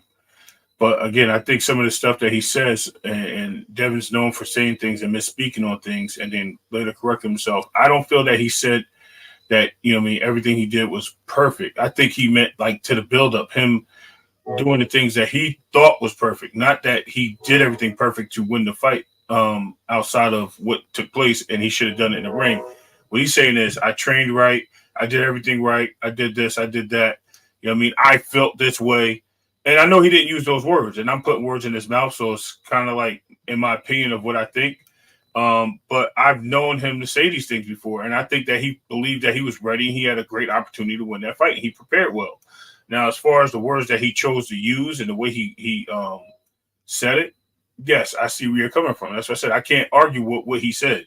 What he said is exactly what you're defending on why he should hold himself accountable. But what I heard was something different. And again, I could speculate on that and try to build it, but there's no case for me because what we saw in live action was him speaking on something, which again, I have to say, okay, you're right on that point. You know what I mean? I can't argue that. Yeah. Yeah, man. And I don't want to talk about this. Who brought this conversation up? Let me see. Just need to whoop ass. He sounded accountable in the Ward interview. It's boxing. Yeah, I mean, 2 cents. Look, man, I didn't hear the accountability. I ain't gonna lie, but at the end of the day, we'll see. That's what the truth is. We'll find out sooner rather than later. And I wish him the best, and I hope that he's thinking about this in the right way. I hope he can get over this Ryan Garcia situation. I hope, because he just seems hung up on it a little bit. You know what I mean? But I could be reading it wrong. We'll see when they fight, and when he fights, and we'll see what happens. We'll see what comes out the other side of it. Right. Yeah, so good point. What do you think about this Lamont Roach Tank Davis fight? Oh, I just spoke about this on, I think I was talking to Doc Box on the channel and the panel over there about it.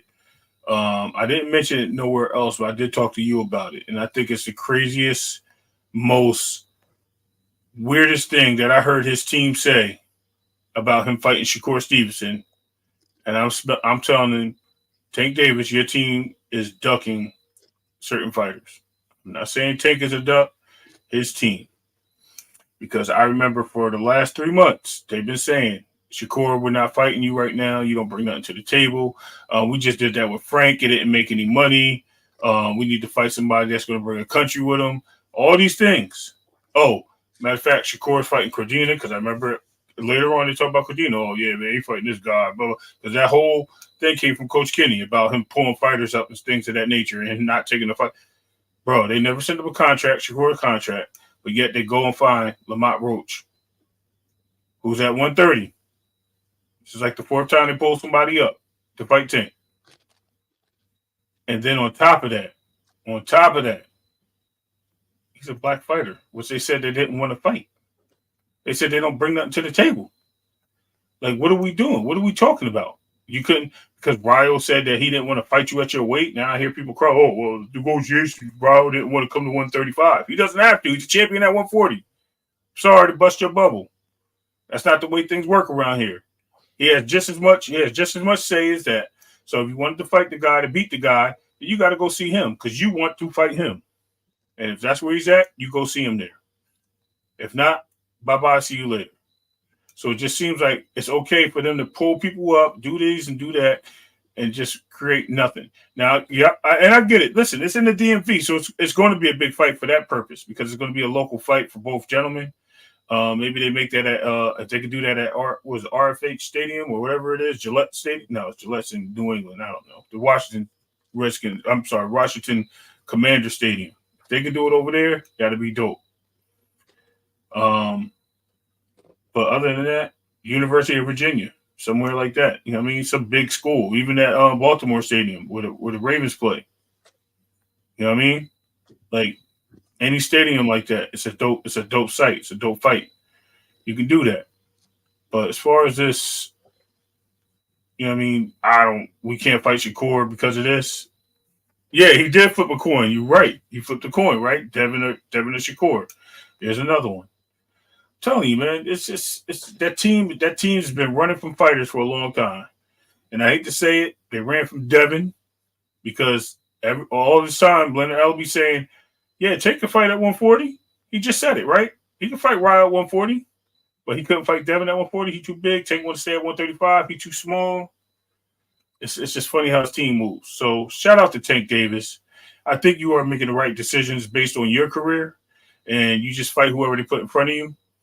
But I have to say, man, your matchmakers, cherry picking, bro. I'm sorry. They give you who come out the cereal box or Cracker Jack box, whatever it is, secret Dakota ring. And I'm going to leave it like that, Clay. Man, I agree mostly what you said, man. I ain't going to lie to you, man. I think there's a lot of moving parts around Gervonta Tank Davis that I think Gervonta Tank Davis is in a place in his career where he doesn't pay attention or care to pay attention or look into the small things. His thing is, do you have a fight for me? Am I getting paid a lot of money for the fight? Everything else is really not relevant to him. He doesn't care that much. Although he's a boss in his own right and he can be involved in making decisions, he chooses not to be. He's comfortable and he likes the business being handled by the professionals as long as he ends up on the opposite side of a lot of money. So when he talks to them and he says, I want to fight this guy or this next fight, I'm hoping that, and they'll tell him, no problem, champ. We're going to put together the best fight for you. Don't worry about it, champ. You stay at your crib. You chill. You spend money. You stay out of trouble. We got you. We got you. And then when they come at him with a fight and it says it's Lamont Roach, he goes, why am I fighting Lamont Roach? Why I ain't fighting one of the 6 guys that I wanted to fight? They're going to say, look, man, it's going to take some time, champ. We're going to make it happen. But it has to happen at the perfect timing because we want to make sure you get everything you're supposed to get out of it. We want to make sure that you're making the most money you can make. Just trust us on this. And he goes, okay, I don't give a damn. All right, just let me know. Let me let the team know it's time to train. So we're getting ready for Lamont Roach, and he just moves forward. I think for Tank, it's as simple as that, what I just described.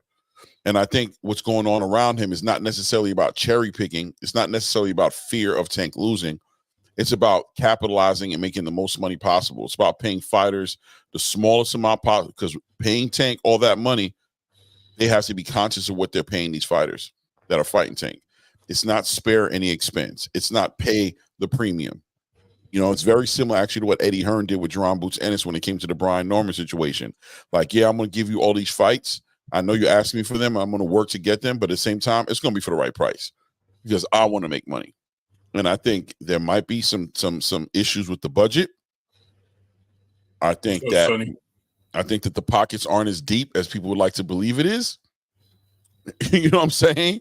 And I think when it comes to making fights with elite fighters, with generational talent fighters, with fighters with legacy and accolades and unified championship belts and multiple division champions and slick fighters and fighters like Shakur and Lomachenko and the Devin Haney's and the Teofimo Lopez's and whoever else might be on that list, I think that the money is suspect when it comes to paying them. I think it's easy to get Lamont Roach and be like, I'm going to shoot you $200,000, $250,000 guaranteed, $300,000 guaranteed plus pay-per-view points. I think it's easy to make fights with Frank Martin and be like, listen, I'm gonna give you $1.5 million guaranteed and give you the rest of the money, you know what I'm saying, in points. I think it's easier to make those fights. I think when you're dealing with these other fighters, these generational talent fighters, I think they require bigger guarantees. And I think that whether it's the PBC or whether it's TGB or whoever it is, they know that it's so real and that it's such a fair that it's going to be expected of them to do that, where they won't even send an offer to these other fighters. They won't even do it. They won't even send Shakur Stevenson an offer and offering him a $1 million guarantee. They won't even do it. They won't even do it. You know what I'm saying? They won't tell Lomachenko, yo, listen, man, I'm going to give you $2 million guarantee, and then the rest you get on the back end. They won't even do it. No. And a lot of these fighters haven't gotten any offers. Most of these fighters haven't gotten any offers.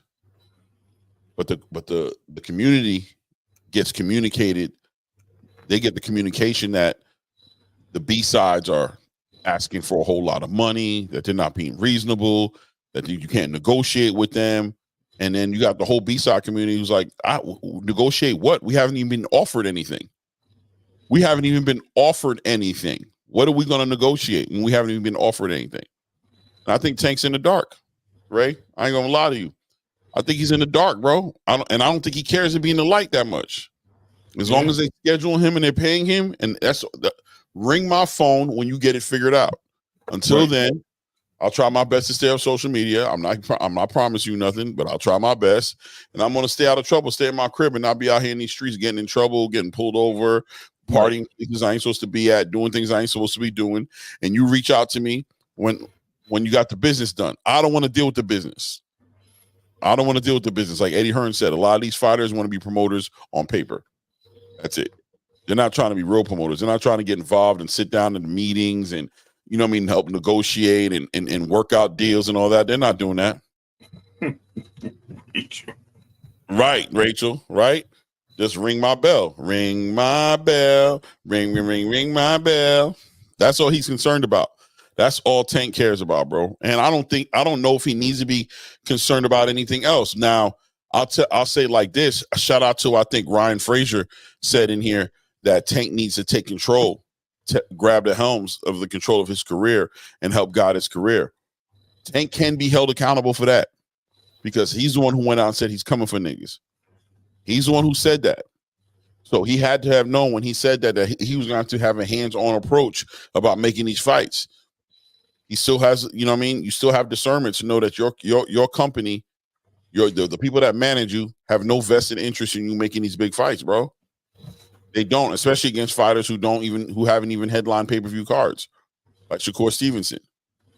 You got to know that you're going to have to sacrifice and give up and concede to a lot of things to get Shakur Stevenson on there, because on paper, he's probably supposed to be getting only $1 million. But in reality, if you want that fight, you better be ready to shoot him like $3 to $5 million guaranteed. Maybe even more. Because he's getting $5 million. He was getting offered $5 million guaranteed to fight Joseph Gordina. So you might need to shoot him like $10 million, $7 to $10 million guaranteed to make that fight happen. Right. And that's the crazy part, right? And that's what I'm saying. So when we go back and look, and I think we talked about this, and I did make a mention of it. I think it even came up today in another channel. And I know you said you talked about it on Blues channel, bro. Look at who right now. If you're gonna say Tank brings out the gets the fighter the biggest paydays, right? That's what we hear. Mm-hmm. That's what some of these people say. But then you go back and look at his records of people getting paid. Right, and we did that. We sat right there. We was like, "Yo, who had the?" You said you had an epiphany. No doubt, man. The boxing talk. You had an epiphany, right? And I'm like, "What?" I'm like, "What?" Yo, Clay, hold on. You just said something. I need to go investigate this. Mm-hmm. And I went all the way back, bro. He has never given people their biggest paydays. As far as like what the other fighters have done, the Devin Haney's, the Shakur Stevensons, the Lomachenkos, you know what I mean? Them guys that they face got their biggest paydays. And when I talk about big, I'm talking about guarantees. I mean, if there's any back end, when they do pay-per-views, they get back end some of these fighters. Some of them, not every fighter, but most of the time, if they negotiate right, they do. His biggest payday was Ryan Garcia, the guy that made the biggest payday for him, and the guy that got the biggest payday. His next payday after that was Rolly Romero. Mm-hmm. Then before that, dude wasn't making but $1 to $2 million a fight. I think was when these guys his competitors were making pay-per-view fights. Devin was making pay-per-view fights for what? $2 million, $3.6 million, $4 million a fight, and they were crying about, oh, he's trying to be in Tank's shoes because Tank capitalized with some later pay-per-views that made him $25 million and $20 million and $10 million. I think $10 million against Rolly. So, bro, little buddy only got right. No. He did. Rolly did make he signed the guarantee for $500 million, but he got $5 million in that fight. I looked it up like after the back end and stuff. So with the extras, he got $5 million, but it was 500, yeah. But it was his biggest payday. I mean, at the end of the contract, but there's not that many people out there that made paydays. I mean, I Googled it, I researched it, I went to different platforms. I don't mean like boxing platforms of talking on YouTube. I mean, I went to platforms. I dug deep, and Clay was like, "Yo, that's crazy." Yo, that's why I said it's crazy when you talk about. I think you were comparing them like just Canelo get the fighters their biggest payday or just Tank. That's what the question was, and I was like, "Wow." Right. The whole point of it was, it's interesting how there's this narrative being pushed out there about Tank giving these guys not what he's done in the past, but that Tank is going to be these guys' biggest payday. Because I was getting thrown on Shakur's face. You're going to give away your biggest payday to go fight on some other card. And I remember I said to myself, well, Shakur's about to get $5 million guaranteed to fight Joe Cordina. Wrong channel. What's Tank going to pay him?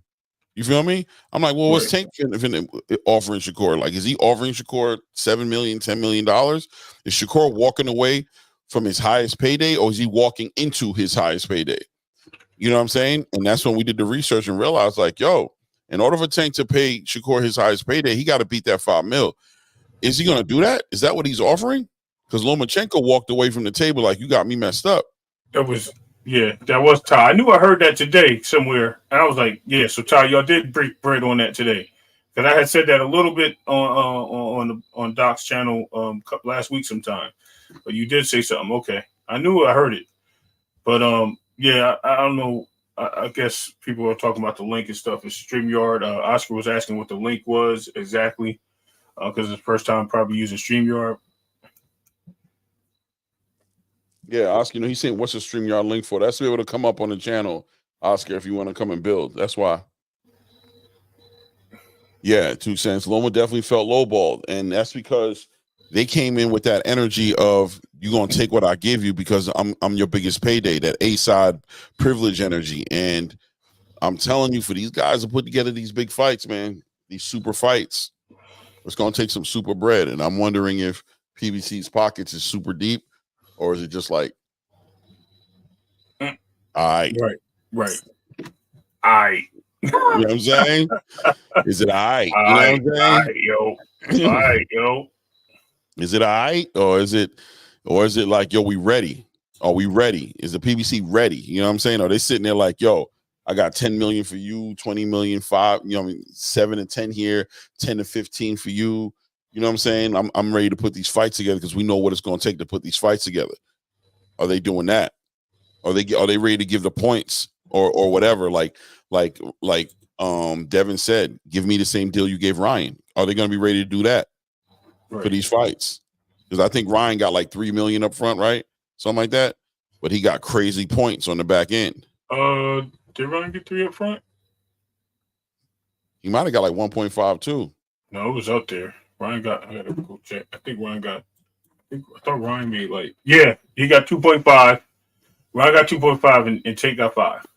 Salute Oscar Perez. What's good with you, family? What's up, Oscar? What's up, going on, man? What's going on? I had to stop by. No, I appreciate it, man. I tell Clay about you. I don't, he's just probably bad with names. I'm just messing with you. Oscar. Yeah. No, I did mention you. No, I did mention him. I mentioned you, but you know what I mean? Like, it was probably a small conversation. I didn't talk about you today. Obviously, we just jumped right on. After I got off Doc's channel, I jumped right on with Clay. So I didn't know if you guys were coming, but I'm glad you're here, man. Appreciate it. No problem. What y'all talking about? Y'all talking about Tank, or y'all want to talk about Joshua? What y'all want to talk about? It don't matter, but we were definitely talking about Tank and this whole Lamont Roach situation, and what do you stand on that as far as seeing that fight getting put together, and Tank looking like, let's be honest, he's looking like he's being iced out the division. Yes. Man, it's hard with Tank, man. I always felt like he was fighting lesser opposition, although he wasn't really fighting lower opposition. You know what I mean? It's like Frank Martin, it's a good fight. But I think what happens with him is, I don't know nothing about the negotiations. I don't know nothing about that. I'm just a regular casual fan, But Right. It's like, I feel like if Loma, Shakur weren't there, then them fights be great. And right now, Loma didn't want to fight, and Shakur got injured, although he was going to fight Joe Cordina, and they're looking for that Cepeda-Shakur fight. I think this is, who else is he willing to fight right now? I think it would have been a better move to fight Berinchyk, but we all know Berinchyk wants that championship money, so he ain't going to get it from Tank. Because Tank, if Tank was able to put out Devin Haney by Leonard Ellerby saying, well, he's got titles, but what else is he bringing to the table? So Berinchyk ain't got shit to do on them conversations. Right. But I think for now, I guess it's a good stay busy fight. I'm not really looking into it. I just think it's a good stay busy fight, honestly. Yeah, I think it's a good stay busy fight. I think it's I don't want to say it's a good stay busy fight. Let me not say that. I think it is a stay busy fight. Whether it's good or not is beauty's in the eye of the beholder, right? But it is a stay busy fight. That is what this fight represents. And it's a filler fight. It's a fight that was put together because a bunch of other fights fell through. Yes. Right? A bunch of other opportunities didn't work out. And for me, I'm one of those guys who looks back at it and I go, Tank just supposedly, and I just put this down here, Mr. Big Play Bray, grassroots right here. Shout out to the panel. Shout out to the chat for always asking the relevant questions. Mr. Big Play says, let's keep it real. No credible sports platform has even reported Tank's Amazon deal. Now, that's a great statement right there because Tank supposedly has signed somewhere between $200 to $240 million with Amazon deal, which is supposed to be the biggest deal, bigger than Floyd's deal from some time ago that Tank compared it to, right? And this deal was signed supposedly with 6 fights in mind that Tank Davis had coordinated, that he said he had 6 fights. And let me tell you how relevant this 6 fights comment is. This 6 fight comment is very, very relative to this conversation. Why? When Keyshawn Davis went up on Mill City to speak with Kenny Ellis, and Keyshawn said, I want to fight Tank. Kenny Ellis responded and said, it ain't going to happen. Keyshawn said, why can't it happen? He said, because you're not on the list. That's what he said. He said, because you're not on the list. So there's a list of fighters that Tank's supposed to be fighting, and he only plans on fighting 6 more times this year, and then he's disappearing. This is according to Tank, right? Then he's disappearing. He's going on vacation forever. He's going on an island. He's going somewhere out the way. He don't even want to do this. But he has 6 fights, and he needs to get out the way that align with his deal with Amazon right now, or PBC, or TGB, whoever the hell it is. It's $240 million, right? What is that? 5 fights left. No question. Oh, okay. My bad. I was like, so yeah, I had to raise my hand. I don't have a button to raise my hand, but they know 6 fights too. Didn't he say he wanted to unify the division? And then I was going to get into that, right? And then he says he plans on unifying the division to become, because he wants to do that as well, become undisputed champion. So he got a lot of stuff that he says he wants to do. What does Lamont Roach have to do with any of that I just said? Does he give him a belt and help him unify the division? No, he's coming up from 130 pounds, just like Leo Santa Cruz did, just like Hector Garcia did. Is Lamont Roach on the list? Why would Lamont Roach have been on the list? Lamont Roach ain't never called Tank out. Lamont Roach never been a nigga that Tank need to come for.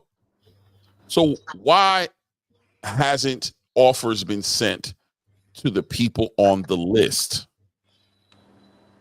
Why haven't offers been sent to the people on the list? That's my only question. I don't pretend to have the answer. I don't pretend to have the answer. But I also don't pretend to act like I don't want to know what happens to the people on the list. What's holding it up? Guys, we got to remember that in the beginning of this year, Tank was supposed to fight on the first card of the PBC. Yep. It didn't happen. It didn't happen. Right? And then when he finally put on for the card that he was going to start off, which was the second event of the year, it was Frank Martin. It was like, all right, well, Frank Martin, let's get it done. A slick fighter, everybody wants to see it, right? Then at that meeting, he says, listen, I got to get ready. I can't even celebrate this fight because I got so much to do. I got to get ready for this next fight, which was supposed to be against Lomachenko. Lomachenko goes to the negotiation table, leaves the room, and says, listen, I want to go play with my kids and get and fall back in love with my wife. So I'm not going to fight this year. I'm fighting next year. And everybody was like, oh, Lomachenko ducked. Lomachenko ducked. He wanted to go play with his kids rather than fight Tank. Then now we find out, rumors is he saw the offer. It was a low ball, and he don't want no parts of it because they ain't offering enough money. How y'all come to the table to fight Lomachenko and don't come with not ready to negotiate and understand that what kind of offer is going to have to be on the table in order for him to fight? Salute frequent. All right, and can then, I answer? Oh, yeah, go ahead. Well, I was going to say the final thing is, and then Shakur Stevenson is a free agent. He's a free agent, bro. You don't even send him an offer to put a fight together on a fight where he's been wanting to fight you, and you've called him already. He's confirmed he wanted to fight. You didn't even send him an offer to reject. You didn't even send him something to be like, no, I'm not doing this. It's not enough money. What is that all about? That's a good one, because that just drew another question. So yeah, with that being said, right? Everybody wants him to go sign to the PBC that doesn't guarantee him a Tank fight. We already know that the PBC has a lot of people that they fight, that their stars only get the fights, and everybody else just sits there and fights on whatever pro box or gets lent out to MVP and other places where they can fight. That's crazy. So there's no guarantee for that. Now, my question was, is anybody going to pay $90 for this fight with Lamont Roach? Oh.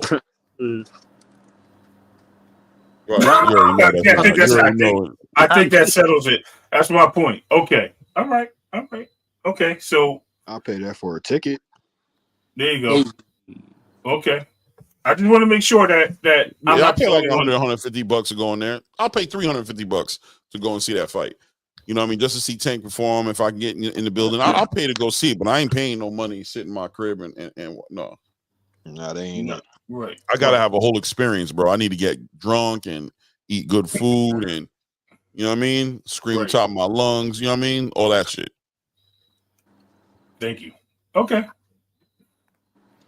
So it's interesting, you know, and I see these channels who are trying to sell this great fight.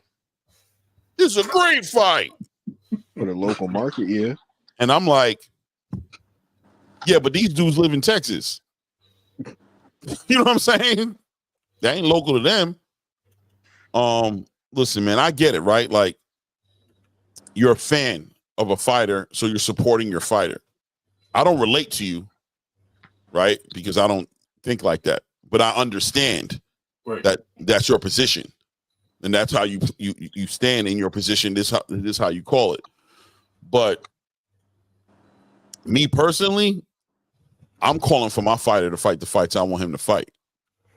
I'm asking him why he ain't fighting the fights I want to fight. What's going on? I want my fighter to at least say, "Yo, we tried, and these dudes ain't trying to play ball." I don't like the way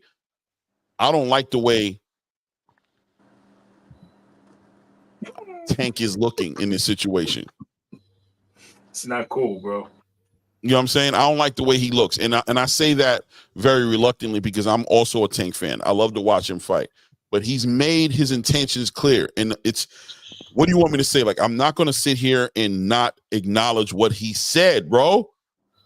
You understand what I'm saying? I'm not going to act like I don't know what the man wants to do. He's communicated to us that he has these fights he's trying to put together, bro. And if these fights ain't coming together, you guys either want me to do one of a few things. You want me to just call him a liar and say he wasn't serious? Or do we want to call the elephant in the room and be like, something's wrong? There's a reason why these offers ain't getting put out. If it ain't Tank ducking these fighters, which I really don't think it is, that's what it is, then something is wrong. There's a difficulty and an inability to not only make the fights happen, but to even come up with a decent offer. To even put an offer on a table to be rejected, to even send to even attempt to make a fight. It's so bad they can't even afford to make an attempt to make the fight. No, I don't watch soccer, bro. Boxing After Dark. I mean, I watch it, but not enough to have a favorite team. I ain't gonna lie to you.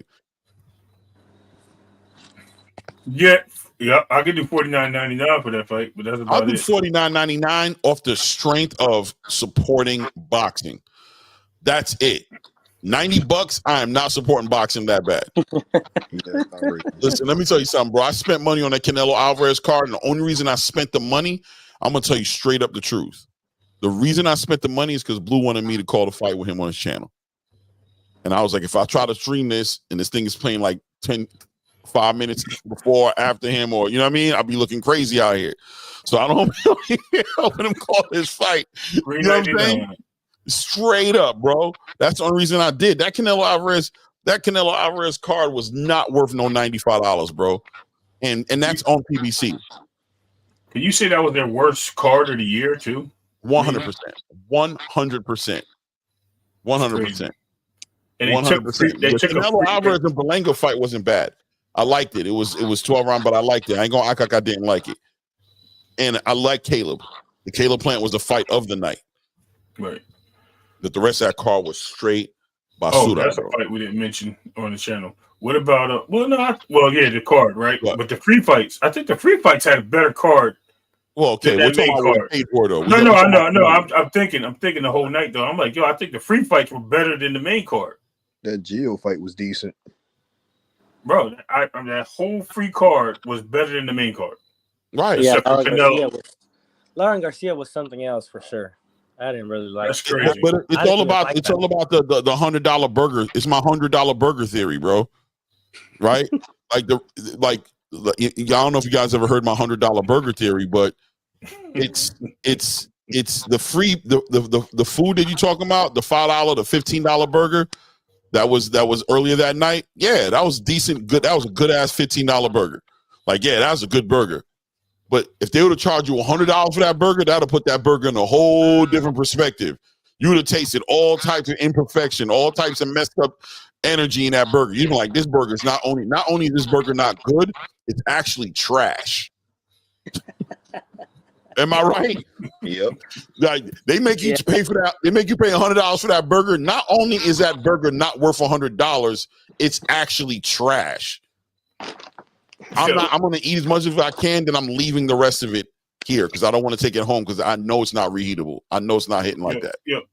Ty and Oscar, when y'all hear me talk about the PVC, see y'all think I'll be bashing, but he's making more sense out of what I be talking about than I do because it sounds like that. And Clay, you say the same thing as y'all. Stop beating up the people. I'm not beating them up, bro. It's just disappointing when you support somebody and all the people that want to support outside of that start giving you that energy. Oh, they're the greatest, and oh, look what they did, and look how much they made, and look at the gate. And bro, first of all, I don't care about none of that. I care about the fights, the things that happen in that square circle. You know that thing that got the ropes on it, 4 going around each corner. That's what I care about. I don't care about all that outside stuff. You're trying to make stuff simple that's not simple. Leave it alone. It's boxing, right? So when I look at it, I'm like, yo, was it worth that to me? Why are all their fighters fighting on other platforms? Like I mentioned over there before, I was like, look, Barrios is fighting on an MVP card for his title. He's a PBC fighter. How did that even happen? Because he's on a Mike Tyson card? Like, bro, that doesn't even that doesn't, bro, why? This dude could have had a fight with Boots on Matchroom. If that was the case, you could have made that fight. Y'all could have made that fight. But, they choose to have him fight somebody to retain his title, say he's significant, and he going to mess around and lose this fight because this is a good fighter he messed around with. You know what I mean? It ain't like it's a bum. And Barrios hasn't showed me that he's a dominant champion yet at 147. Yes, he's a good champion, but he's not dominant. So for him to be, he can lose any one of these fights that he has coming up that's against any of these challengers. So to me, it's just like, what are y'all doing? Like, come on now. And then I'm watching Eddie Hearn and Turkey Al-Sheikh kick it up a notch, putting concerts in their fights. Got people in the crowd, you know what I mean, singing along in the fight. You know what I mean? Like, what? And this was $20 or $29. What? This is got stages that come out the ground before the walk. Man, come on, man. Dude, 96,000 people, 96 and 98,000 people inside of a building, bro. Rocky 4. Stuff before it happened. Man, I'm sitting here watching. I mean, like, where's the energy at? Y'all charge all this money, but we're not getting that. That's my point. But yet this guy's willing to do it for less, and then y'all kick his back and tell him about he gave away tickets so he could fill a stadium up. Come on, man. Y'all really don't know boxing. Y'all don't realize boxing exists outside the United States. That's what it comes down to. And they're bigger fans. I ain't gonna say they're bigger because I can't say that because I'm a big fan of boxing. I can't say anybody over there in Europe is a bigger fan than me. You know what I mean? I'm no disrespect to them, but I can't prove that. But there are some fans that are really casual and they only talk about one thing. Oh, takes the king. PBC and Al Haymon is the best. Ain't nobody mess with Al Haymon fighters. Bro, I don't want to hear that no more, bro. That's why I said I'm not kicking it back, Sendo, at the end of the day, Clay. I'm just saying generally, and to these gentlemen, Oscar and Ty, I'm not saying that. I'm just saying like the fan base of the casualness, it's got to stop. Yeah, man. Hold on a second, my bad. Let's put this back. I don't take it that way. Wait, boxing after dark said, Clay, right now, what is the fight you'd pay the most to watch? Probably Tank versus Stevenson for me right now. That I'd pay the most, yeah. That or like a Terrence versus Canelo, or those are big fights. I mean, look, there's a lot of fights I'd pay to watch, man. It just gotta be good fights. I'm into what Turkey's doing, man. It don't gotta be a superstar against superstar. I just need to see some great fights, like good fights, like fights that make sense. You know what I mean? Fights that should be pay-per-view. Title fights, unification title fights, like better be a Bivol is coming up, and that's a great ass fight. I mean, I'll pay for that any time of day. Right, better be even Bivol, which they're doing for free on Top Rank. Yeah, all that. You know what I mean? Fights that make sense. Let me see. Eastside. What's up? What's good, Eastside? What's good with you, family? Hey, oh, Fire said, "Where's the names?" I don't know how to put the names up on here, man. I gotta talk to Blue to see how he do that. I don't understand how he do it. I ain't gonna lie to you. I don't know how to do it. But yeah. What I was also going to say is, even with these fights, like we're looking at them, and if they do make these fights, Clay, like you just said, a Canelo and a Bud Crawford, that's going to be a co-promoted fight. They're not putting up all the money for these fights. Every fight they had that was a huge fight has been co-promoted besides the first year fight and the one with Tank. 100%. Every single one has been co-promoted. It's insane. It's crazy. It's showing you something, man. It's like the writing's on the wall, and I know people don't want to read it, and they're trying to put different colored paint on it, but it's there. I promise you. Yeah, there's something going on, man. There's something going on. I'm trying to find this card. Yeah, they only got 3 fights on this Tim Tszyu card announced. And it's a free event. Yeah, I mean, Mateo Tapia versus Andre Saavedra, Yonis Tellez versus Johan Gonzalez. Bro, no. It's free though. It's free. It's for free, now. though. For now, until they move it to the date. They can't do this one. They can't do this one. They can't put this on. What's the date? Is it November 2nd? Did they move it to? No, I think it's October 9th. Okay, it's October. Okay, good. But they definitely gonna move somebody November 2nd. They got to. There's nobody on here to move on October. There's nobody. No, not here. Not here. They'll find somebody to put on that card. I'm saying to make a fight happen. There'll be another. They'll move it to October 9th to put them on the October 19th card. No. I'm saying this fight's already set in stone. What I'm saying is they'll find somebody to put on November 2nd to fulfill that date they made for Tank. Oh, they have to. We have no fight for that. Yeah, didn't they say they already booked the date for that, and they booked the date November. December that's what they 10th. say. That's what they were saying. December 10th they booked for Earl. That's what they were saying. Okay. That's what they were saying. So they got to put the fights out, and we already know that. One thing I'm learning about this game, bro. People be lying, bro. People be lying, family. They be saying stuff. Okay, so right now, if November 2nd go by and they don't throw a PBC event on it, did they lie? Or did they just lose their money, spend their money and not? If November 2nd comes up and we don't have a PBC event show up in that place that they already paid for, Right. Don't they got a hockey game? Huh? Don't they got a hockey game that night? I don't know. I don't watch hockey, probably. Event there at the T-Mobile. This game is smoke and mirrors, bro. It is. But Ty knows a lot of information on the boxing side, bro. He's a good source. I know, but Todd, what if they don't throw an event on November 2nd? Right. Did they pay for that building already for that date? No. That means they lied, so right? They lied about it. That's what he's saying. Will come out there saying we had to change venues to accommodate this event. That they paid for. They paid for the venue and they had to change it. You know, you're gonna come up with something. Right. But he's saying is they lying. At the end of the day, it's gonna be considered a lie because they announced it on November 2nd. They said they already had the arena. They already had the arena reserved. Right. PBC moves like a buy here, pay here. Yeah, PBC moves like, they robbing Peter to pay Paul right now, bro. Right. Depending on what the event before it did is going to dictate what the event after it is going to do. Like that Canelo event probably had a lot to do with November 2nd. And the Canelo event was like, a lot of this is weird stuff. Like, you see how long they waited to book Lamont Roach? Yeah. They never intended on making that fight happen in November. They tried to get Ryo to do last minute. Ryo was like, bro, you crazy as hell, bro. I got to cut and I got to get down to 135 to fight you, bro. Even with Ryo, I still feel like they would have had to change venues anyway. Putting him and Tank in the T-Mobile arena, nah, they're not going to really fill that place out. That's not a venue for that type of fight. It's a lot of a lot of smoke and mirrors. Shout out to Ryan Frazier. Shout out to Dangerous Desire Bullies in the building. What's good, family? How you, King? Mr. Big Play already looked at it. Yo, Mr. Big Play, that guy, bro. He that guy, bro. He's up in that computer and he's going to drop that information real quick. He said it's a hockey game at T-Mobile Arena that day, November 2nd. Lord have mercy. Told you. Look, Yeah, Ty said it too. Ty said a hockey game going on that day.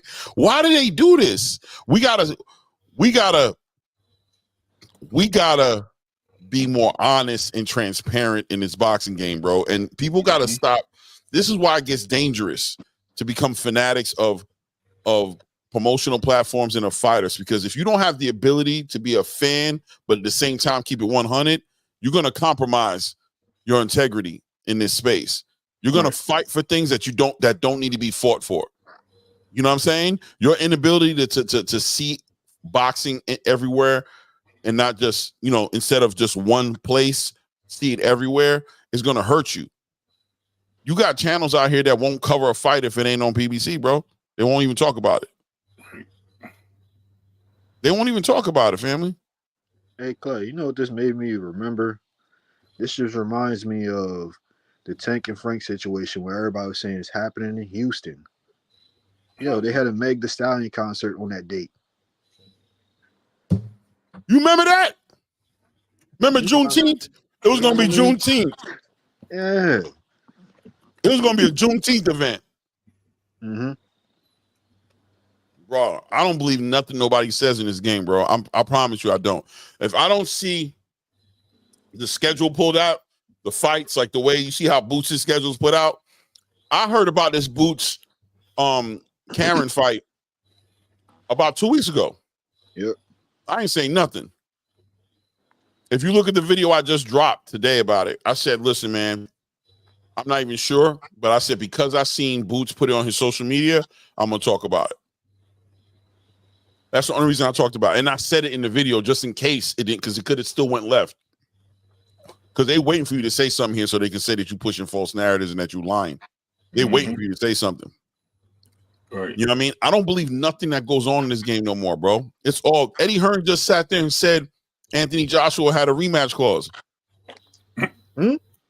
He said, you didn't see him in that night of the fight. He said, Eddie, oh, man, I feel like pulling it up, bro. You didn't see him say, did y'all watch the fight? Yeah. Yeah.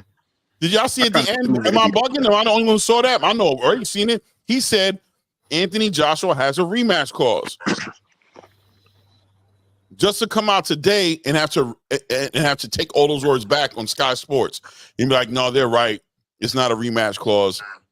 It's just that we have one more fight with Turkey in Riyadh season. Oh, Lord. And Turkey can put the rematch together if he wants to. Frank Warren going out on social media like, I don't know what they talking about, bro. Dane Dubois ain't got no rematch clause. He got to hold down. Eddie must have thought this was rematch room again. Mm-hmm. And look, and what did I say? With Turkey behind the helm, who does AJ fight with that one more fight? Tyson Fury. Mm-hmm. So I don't believe nothing, bro. I don't believe. Yeah, you remember, right? Country Q, you heard it, right? Thank you. I don't believe nobody, bro. I don't believe nobody, bro. I don't care. I need to see it on paper. I was planning to go and see that Keyshawn Davis fight, and I don't know. I might still. I don't know. I think what y'all think is going to be the better card? The top-ranked card? Or, I mean, everybody going to say Philly, so. Everybody going to say Philly. I'm thinking about going to both. I'm going to I'm thinking about fight. that drive. To go to VA? Yeah. Yeah, I can watch that Keyshawn fight. That Keyshawn card look like it's going to be crazy. I don't know. We got to see what the Philly will look like. I'm going to the Philly fight, though. You know, we might have to just have presence. We have ATV Combat Media everywhere. The Philly card going to be good, though. Honestly, I'm looking at it. It's going to be a good card. It's going to be a good card. T-shirts. We need to get our T-shirts made and sell them out in the parking lot, too. Parking lot pay, we're going to do it like that? Yeah, why not? Right? Oscar life. It's going to be a tailgate. Right. Why not? Dangerous, I believe he said he feels the court needs a big performance and make it a huge event. Eddie also said the Tank versus Shakur fight isn't ready yet. Eddie didn't say that. Leonard said that. Yep. Eddie responded to what Leonard said with Yeah. So we're gonna basically what Eddie was saying was responding to Leonard Ellery, like, yeah, that's why what we need to do is we need to make Shakur a bigger person. That's what we're doing right now. And basically the way Eddie was saying it from the way I looked at it was, I acknowledge that this is the reason why you guys aren't making this fight right now. That's what I heard. If you watch and pay attention to it, right? Yeah, he agreed. Exactly. Because Leonard was the one saying the timing got to be right. The timing got to be right. That's what he said. I'm still looking at Eddie funny because of the B. Norman situation and the Zepeda situation. I ain't looking at him funny. I'm looking at him for what he is. He's a businessman. And Eddie has taken a lot of losses overpaying fighters for fights. He's done that. You got to admit it. He overpaid Devin Haney a lot. And he's not doing that no more this year. This year it's about return. It's about return on investment, bro, this year. And he's not willing to overpay fighters to fight Boots. Right. He's not willing to pay fighters. He's not willing to pay fighters pay-per-view money for free cards. You know what I'm saying? That's it, bro. I'm not paying you money that I should be getting points on pay-per-view on after I spend you that money for free cards that have a ceiling because it has a limited amount of people that can come inside the building. When you're doing fights like that, you're making all your money in and out of Wells Fargo. You know exactly how much your cap is. You know exactly where the profit is at and exactly where the loss is at. At least with the pay-per-view, I don't know, man. If I do good on the pay-per-view numbers, I can make this happen for myself. But when it's inside of a building, it's money in, money out. I know exactly what I'm going to make. The only thing that might be up, might go up and down is concessions, alcohol, food. That right there can go up and down and be whatever it is. But those seats is what those seats are. If there's 14,000 seats, we can do the number. This number divided by 14,000. You know what I'm saying? We know exactly what we're bringing in. So if you're asking me to shoot you $2 million, guaranteed, what I got to give Boots, and then I got to pay production. I got to pay all these different expenses, bro. I know how much money I have in this fight. I know how much money I have in the fight. So Eddie dropped the ball, but I think Eddie dropped the ball in communication with Boots, maybe, about what it really is going to take. Or like this, the money he's spending just to get Corinne and the Germans over here in Philly, he could have just gave that to B. Norm. That's a fact. Looking back at it, that's how I look at it now too. Yep. Well, that's also why, and to counter that, that's also why I said maybe he didn't have to get them, because if he already booked the venue, he just made it easier for them to come over here. He was able to give them more money for them not to have to go out and get a venue. Because remember, now they're paying for the fighter. That team, they're paying for Boots and Karen. So if they said, look, you need a venue, we already paid for one, bring your fighter here, we'll put a good card together underneath that card, and we can make some money together. You know what I mean? So with the BAM on the card and things of that nature, and whoever else they put on that card, they can probably make a good bank back. You know what I mean? So they're probably not even losing much on that fight because of the fight if they put a good card together. And they already got the venue paid for. I think the difference between the Brian Norman fight and the I agree with you, by the way, is what I'm saying. No, I agree with Ty too, but I'm saying generally too. I'm looking at both sides. You know me. I'm double right. I get you on the business end, but I think the quality of fight probably would have been better with B. Norm. Oh, think that's a fact. That's a literal fact. What you just said. No, that's a literal fact. You know what I'm saying? But with the Karen fight, he has help. Yeah. With the Norman fight, it's all on him. You know what I'm saying? So there is a difference there from Eddie Hearn's pocket's point of view. That's why Eddie Hearns wants Boots to get up to 154. You want that help that Turkey gonna give him up there. If Boot goes up to 154, Turkey gonna be like, I'm gonna be part of this. I want to put together these big fights. Terrence, Errol, Virgil Ortiz. I want to part all of this shit. Maybe one of the Charlo brothers. Let's get it. Maybe Jamel. We don't know. You know what I mean? But down at 147, Turkey like, let me know when you're done playing. Let me know when you're done playing down there, so you come up here and I can help you out. Eddie trying to get out of having to spend the money and he wants to be excited like us. He wants to be a fan of boxing like us. He wants to sit back and watch boxing for a little bit too. He wants to sit there and be like, yeah, Boots, yeah. You don't want to sit there looking at the door like while everybody's fighting, sitting there like, yo, so how many people came here, bro? Yo, anybody check on them concession stands yet? Yeah. Oh, bro, what's going on, bro? Y'all charging for everybody to park up in here, right? Yo, I would enjoy the fight, but I need to check on these dudes and make sure ain't nobody stealing my money. You know what I'm saying? I gotta run around here and check on everybody. He not having a good time at the Boots fight at Wells Fargo. He's sitting up in there looking at everything. He counting. Yo, I thought we said we sold out. I see empty seats up top. Like he doing all that while the fight is going on. But when Turkey paying for it, he's having a great time, bro. Feet kicked up. Boots getting guaranteed money. I'm getting a percentage of it. Let's go. Let's go. It's free money. Even if I only make $100,000 a night, that's $100,000 I ain't come in the building with. I'm happy. Right. You know what I mean? The numbers like Bob at a T.O. fight. Yeah. You ever see somebody who promoting the club? Yeah. And you could tell the promoter because the promoter ain't having no fun. Like everybody popping bottles, having a good time. The promoter keep walking back and forth to the front door. He making sure the back door locked. He checking the bar. He looking at the way they pouring the liquor. Like, yo, hey, man, how much of that you pouring in the cup, man? 1, 2, 3, pull back. That's how we do it, right? 1, 2, 3, pull back. What you doing, bro? I seen you do at least 5 dudes with the 5 count, man. Don't do that to me, bro. You killing me. You killing me. You say you killing me. You know what I'm saying?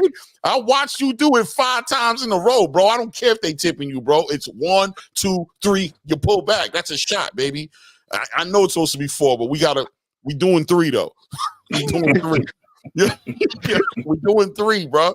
We got them thinking we hooking them up with the 2-for-1s, or we not. We doing 3, you know what I mean, 3 count shots, and I need y'all to stay on this, bro. This is crazy. Where's that performer at, bro? I paid him X amount of dollars up front, bro. I still don't see this dude. He not having a good time, bro. I don't know. I worked in the club. I've done a lot of bouncing, security, and you can always tell who the promoter is, who the dude doing it is, because that dude moving around. What he's working, bro. He moving around. He walking around to the front door, to the back door. He doing everything. Everybody else is partying. And that's what Eddie looked like when he's paying for a Boots fight. When he paying for a Boots fight, he checking everybody to make sure everybody paid. Ain't no free seats. You know what I mean? So it is what it is. Yeah, he in there kicking out. Brian Norman Jr. stuff, man. How y'all feel about him for not money? Because I think that was the right move.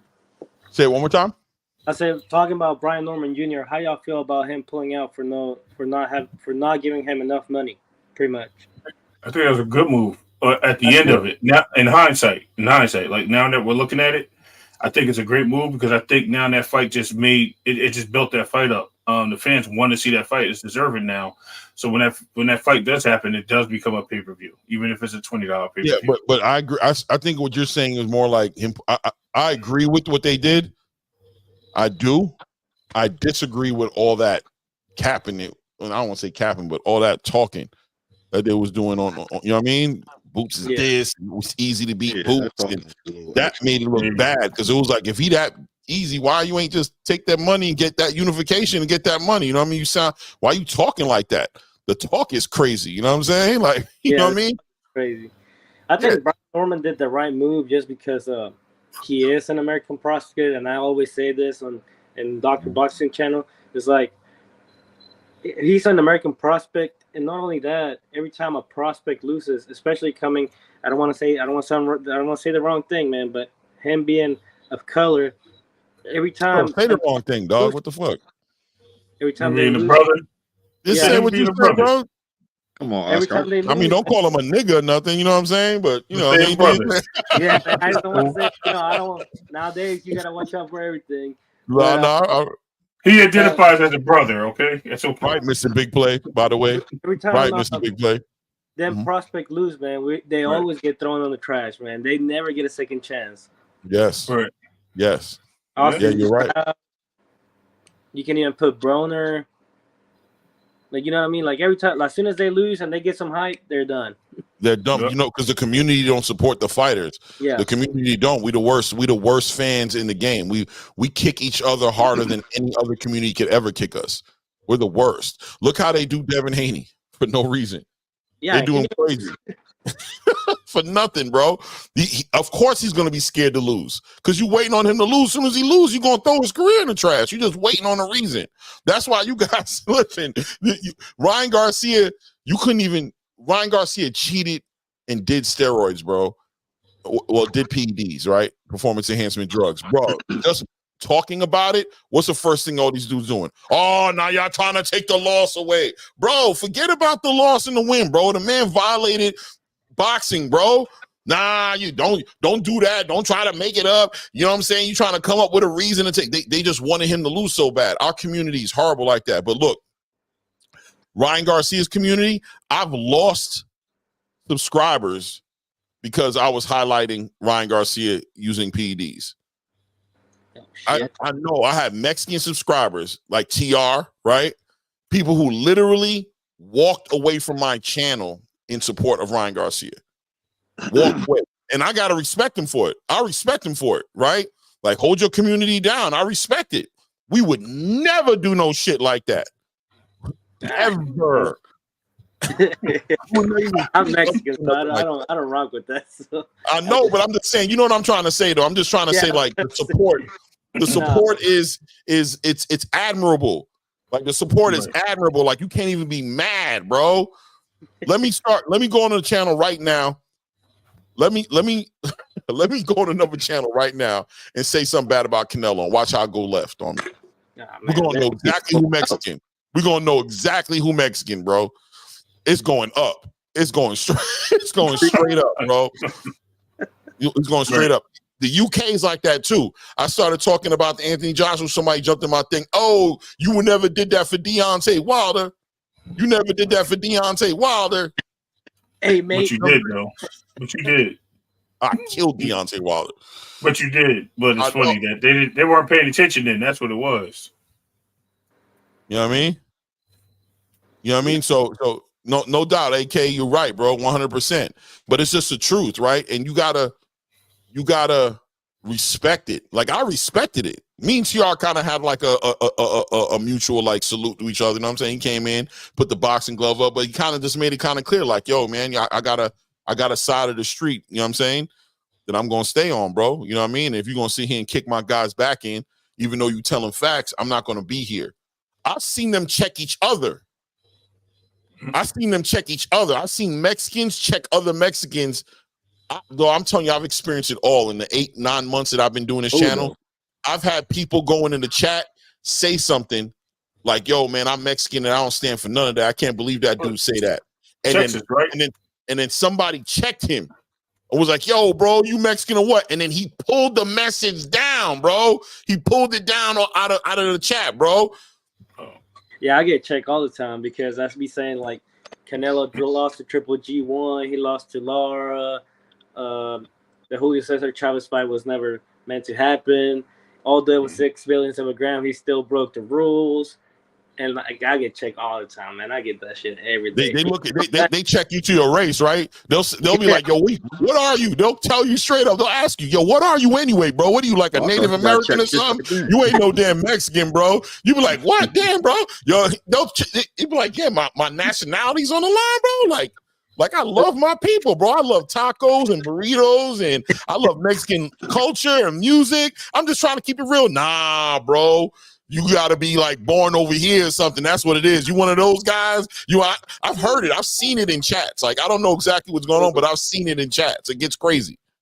Dude, I said it, and it was crazy because I come from Mexico, but the thing is that my family, whenever I was like, nah, Triple G won that first, Canelo won. I was like, Triple G won. It was like, nah, but it's good that they're wrong because Canelo's Mexican. I'm like, what are you talking about, dude? He fucking lost. That's it. He lost. Period. It's a boxing match. It's not a race. It's a boxing match. I could see if it was something else. Like, it's a boxing match. It's like two teams playing against each other, and one team won and the other one lost, bro. Yeah, but what? One loss. What are you talking about? Here's the better example. Let me make this. This is a good one. It's like Canelo and Triple G were running a race. Salute, Rick. What's up, Rick Timms? And Salute, Dominique. Triple G beat him. He broke the tape 3 steps ahead of him. Right, and you feel like, yo, he broke the tape. They're like, nah, this dude won. Canelo won. And your people like, so what? He broke the tape. Yo, they gave us the win. Leave I got you. Yeah. I got you. Yeah, That's the best way of looking at it because there's a definite winner in the race, right? yes. Whoever breaks that tape. So yeah. But it's That's admirable. Funny. It's admirable. It's something that I wish my people would adopt a little bit, bro. You know what I'm saying? When it comes to supporting these fighters, bro. Okay. Because what you're saying is real. One loss and it's over with, but it's not one loss. It's not outside of black people that it's bad on black people. It's inside. It's an inside job. You know what I'm saying? It's not outside. People want to paint it like, oh, you know how the industry does us, man. They treat us a certain way. No, bro. They treat us the way they see us treat each other. You know what I mean? You want me to walk into your house and not put my cup on your table? You want me to come in your crib and I see rings all around your table from you putting cups down on your table, and you want to jump on me, bro, for putting my cup on the table, bro? You look crazy. You'll get you a cup, bro. Bro, you got gum on your table, bro. There's gum stuck on the table, bro. Like, you don't even take care of the table, bro. So what you yelling at me for? Like, it's different if you like, yo, can you do me a favor? You put a cup holster in there. I'm gonna still look at you funny, but I'm gonna respect it. But I ain't gonna let you flip on me. I ain't gonna let you bug out on me about your dirty table, bro. I'm gonna have to tell you your table dirty. You know what's crazy though? I think Tank, Haney, Shakur, Bud, all them guys, like Josh, we just seen it this weekend. Josh and Dubois, they sold out a whole Wembley Stadium. You know, that's the house of soccer, whatever you want to call it. But the only reason they were able to do that is because most of them fans support Joshua, and Joshua was the face of England boxing. Although Fury was better, they support Joshua back to back. You know what I mean? The only reason them guys won't be able to sell out here is because the community is so divided. 100% family. You said it right on the nail. The community is so divided that we would not go to that guy's event, even though we love boxing. We won't go to that guy's event because he goes against my guy. That's the only reason. He has to fight Canelo. No, listen, bro. Anthony Joshua got knocked down from everybody. Booty in the air, bro. Booty in the air, bro. I mean, that's about as bad as it can get. Those people were cheering him on, bro. Those people were like, yo, bro, you went out like a soldier, man. You fought, man. Damn, man. I can't believe my heart. I saw people doing lives today. People were like, yo, bro, I couldn't even eat my lunch today, bro. I couldn't even eat my lunch at work today. People were devastated. Like, people were feeling that way about this dude, bro. You know what I mean? English people. Like, yo, it was crazy, bro. I didn't even want to go to work today. I went into work reluctantly. You know, I didn't eat no lunch today. Like, damn. I seen the creator just cry. Straight up. Might know her. Yo, when I saw those 96,000 people cheering in that building, I said, damn, bro. These people love boxing. Like, these people love these boxers. Like, these people are here to support it. You know, Turkey got to feel some kind of way. First of all, Turkey's Muslim. Happy. He was happy. Muslim. We know this, right? And you understand, I'm Muslim too, you know what I'm saying? We're not supposed to really be listening to music. You know what I'm saying? That's not what we do. You know what I mean? We ain't supposed to do that. Now, I ain't gonna act like I don't listen to music. I'll be wilding out right here to say I don't. But I'm just letting you know they're not supposed to. Turkey was up in there singing Sweet Caroline, bro. He was feeling it. That boy was up in there like, Sweet Caroline. Looked at the crowd and said, I said, damn. Wembley, a different vibe. He's supposed to be up in there militant, like. He's supposed to be up in there militant, right? Your boy was in Riyadh season, bro. Over here in Los Angeles. Everybody was hating on him. Everybody was throwing shots at him, bro. It was just like he was getting so much pushback for just trying to make big matches. Yes, of course he's trying to promote his country. Of course he is. Of course he is, bro. What do you think he's there? He's not no dumbass. He's not sitting there that bored, bro. Yes. Fly to Saudi Arabia. Take a vacation. We're cool. We're nice. We want you guys to come visit us. That's why we're doing this. He's not allowed to do that? He's not allowed to have some vested interest in what he's doing? Yeah, he ain't doing that for free, bro. He ain't doing that because he's doing us no favors. He doing that to trick us to think that we can take vacations in Saudi Arabia, bro. Y'all blind. Y'all don't see what he doing in your mind. Like, yo, that's crazy, bro. It's like, what? You don't even see the play. You don't even see the play. You so caught up in watching these fights, you don't even see the play. The play is in, bro. This is all about boosting Saudi Arabia's economy. Okay. Doing though. Am I bugging? Maybe I'm bugging. The last one I got was Tate couldn't get a fight because because Turkey starved him out because he made all the fighters sign him. Rick, am I lying, Rick? It's the truth, bro. Yo, the play is in. You guys got to open your eyes and open your third eye, bro. Because while you sitting here watching boxing, these dudes is over here raping females and doing all types of shit with your money. Whoa, bro. Let me be clear with you, bro. I'm pretty sure they were doing that before they met me, and they're going to be doing that after they met me, bro. I'm going to watch these fights, bro. I don't know what's going on with you guys, bro. I don't know what to tell you. I don't know their business like that. I don't know their business like that. I didn't know when y'all knew their business like that. You know what I'm saying? But you can't find one fighter.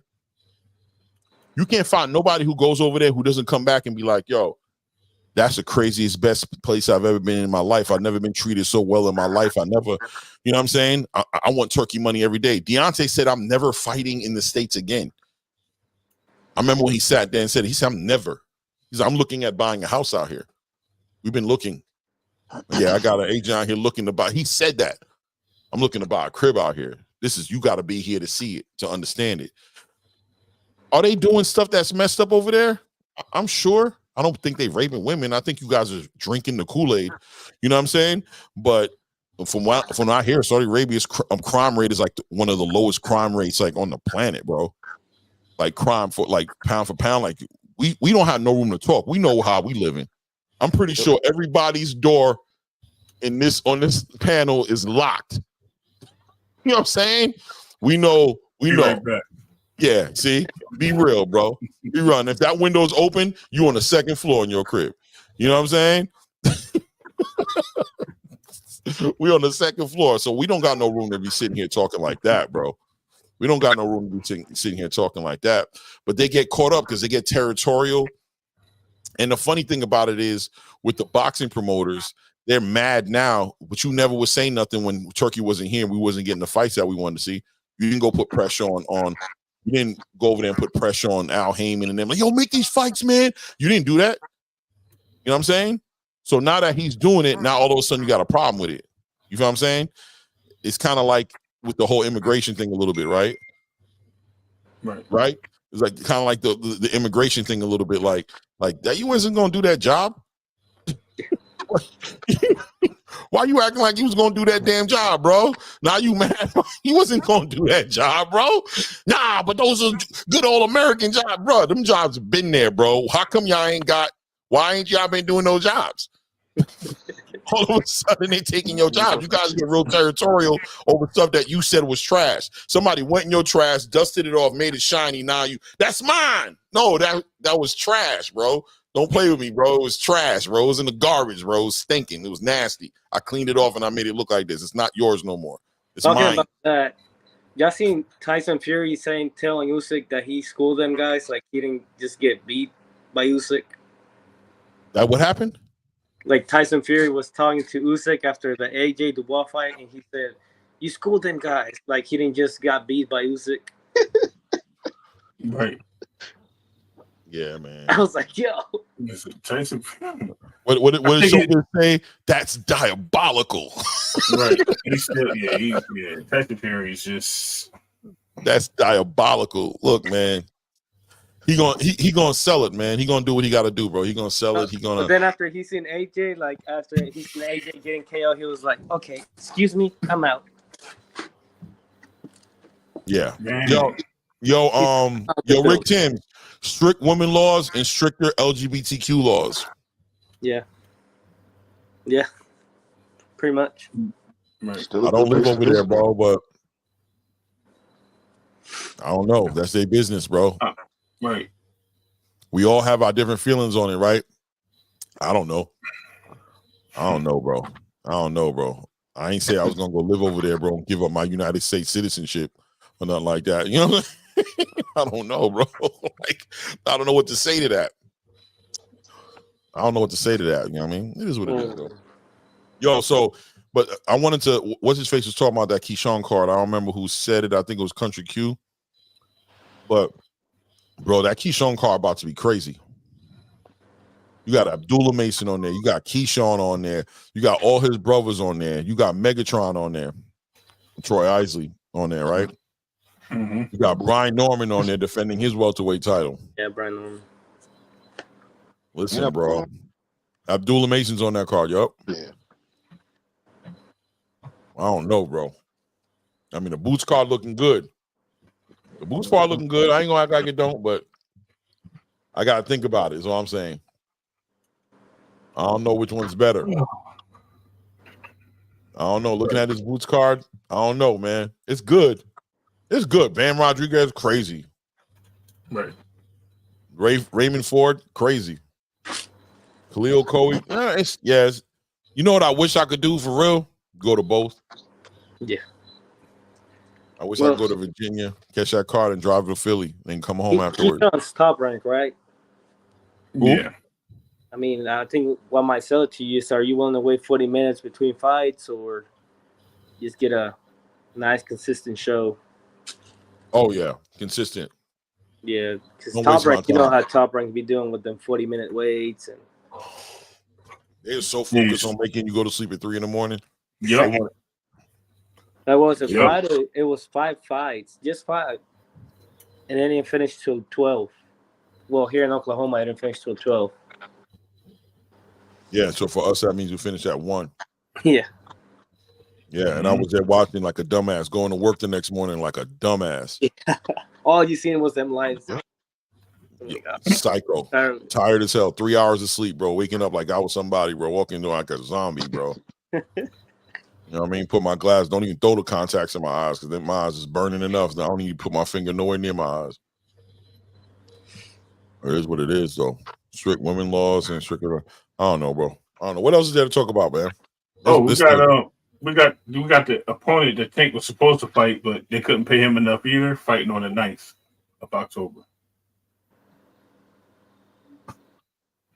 Tank was supposed to fight. Yeah, prime time. Oh, Colbert? Oh, you an asshole, bro. Oh, my God, bro. He got pulled up from JV. Yeah, he over there in Pro Box. I thought he was about to fight me next. Nah, bro. You didn't pick up the phone, bro, so you went and grabbed the next dude. He gonna get knocked out. Yo, it look like he gonna get knocked out again too. Bag. Ty woke up like, yo, hold on, I missed a phone call. What the hell's going on, bro? I heard the phone ringing. Right. That was your ticket right there, bro. You was about to make it right there. You was about to make it, bro. You was about to make it. Nah. Yeah, Chris Colbert's trying to make his return. I'm gonna watch it. Shout out to Pro Box. Love me some Pro Box. You know what I mean? What do you think about trying to remember. I just had a brain fart. It's been a long day. Well, isn't Roach from Pro Box? Yeah. No, he's over there right now though. But he's a PBC. No. Yeah, he's a PBC fighter. He's a PBC fighter. Just like Hurd fought over there. They kept Hurd on ice, and Hurd fought over there and lost in activity. Did he lose or was it a draw? No. They gave him a little, they gave him the tie. Oh, sorry, it was a draw. It was a draw. Even though he got cooked by Banana. That was gonna say he lost. In my opinion, okay, you know what? Yeah, it was a draw. Let's go with the stats. Yeah. This fighters are old. Like, I mean, that's another thing, man. These fighters have been rusted out, bro. They let those fighters sit in a vacant lot for like 2 years, bro, and came back and threw a battery in them, and them things got oil problems. There's water in there's water in the oil tank, and it's running all mess up. You know what I mean? They starting it up. All types of black smoke is kicking out the back of that thing.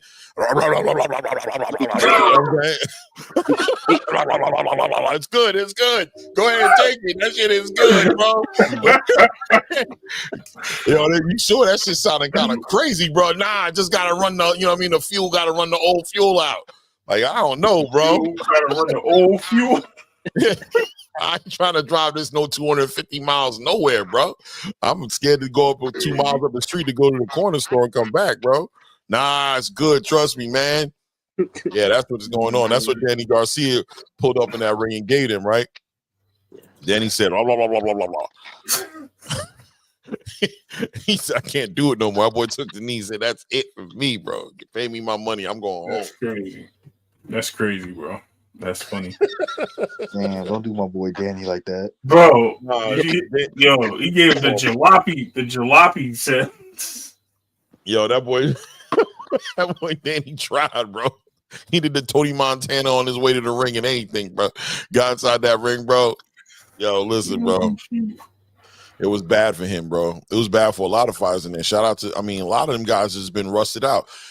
Stephen Foty, man, he was looking kind of good, but he got clipped. You know what I mean? I don't see him getting clipped like that if he fought 2 times, 3 times a year. You know what I'm saying? Period. The only reason Fulton won that fight is because that guy was just didn't go forward. Yeah, I didn't step on the gas, but he sure got clipped. And people still booed him.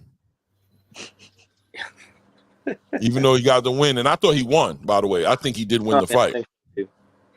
But it was definitely super close. But the crowd was like, get the fuck out of here. Get the fuck out of here. You lost. Like, damn. They booed Danny Garcia I remember when they started booing him, it was like a minute and a half into the first round. Yeah. Right? It was like a minute and a half into the round. They were like, boo! Boo! I'm like, damn, bro. He old, man. Let's give him 2-3 rounds to kind of get it together, man. That's another guy. He lost to one of them guys that are in the #1 pound for pound talks, and we threw him away. Who? Fulton. Oh, Fulton. Oh, yeah. Yeah. Monster. Yeah. Yeah. Yep. They kept him nice. You'd have thought he lost like his last 3 fights in a straight row, bro. Right. They didn't even put that boy in the main card. They put Rolly on there. That was so disrespectful. And I was like, and they put Stephen Fulton on you a headliner for the prelim, though, bro. For the prelim. There was like 100 people in the building. They all booed him when he won the fight. And they all booed him, bro. Oh, he could have gave phase to everybody who booed him. But yet they cheered for Rolly winning. Did they? They booed him too. Against Rolly. No, Rolly was trash. Rolly fought Rolly. Rolly was horrible. That was his name Manuel Jaime. Yeah, somebody who I bet you we never see him again. Nah, listen, y'all weren't here, but when I sent Clay the video of how he said, what you laughing at? I said, yo, this dude that Rolly about to fight, bro. He said, is that bad? I said, it's that bad.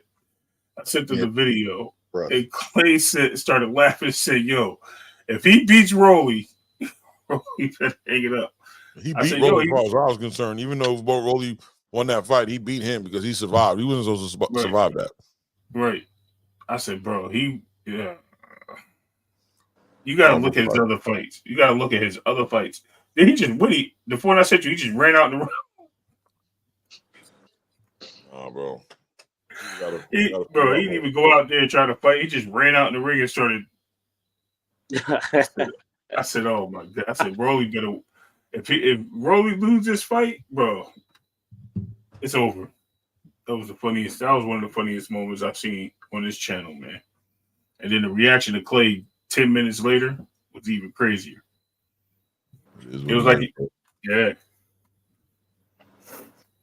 Oh, what do y'all think about what's the name losing, man? Clay, your boy. That's a good talk about. What?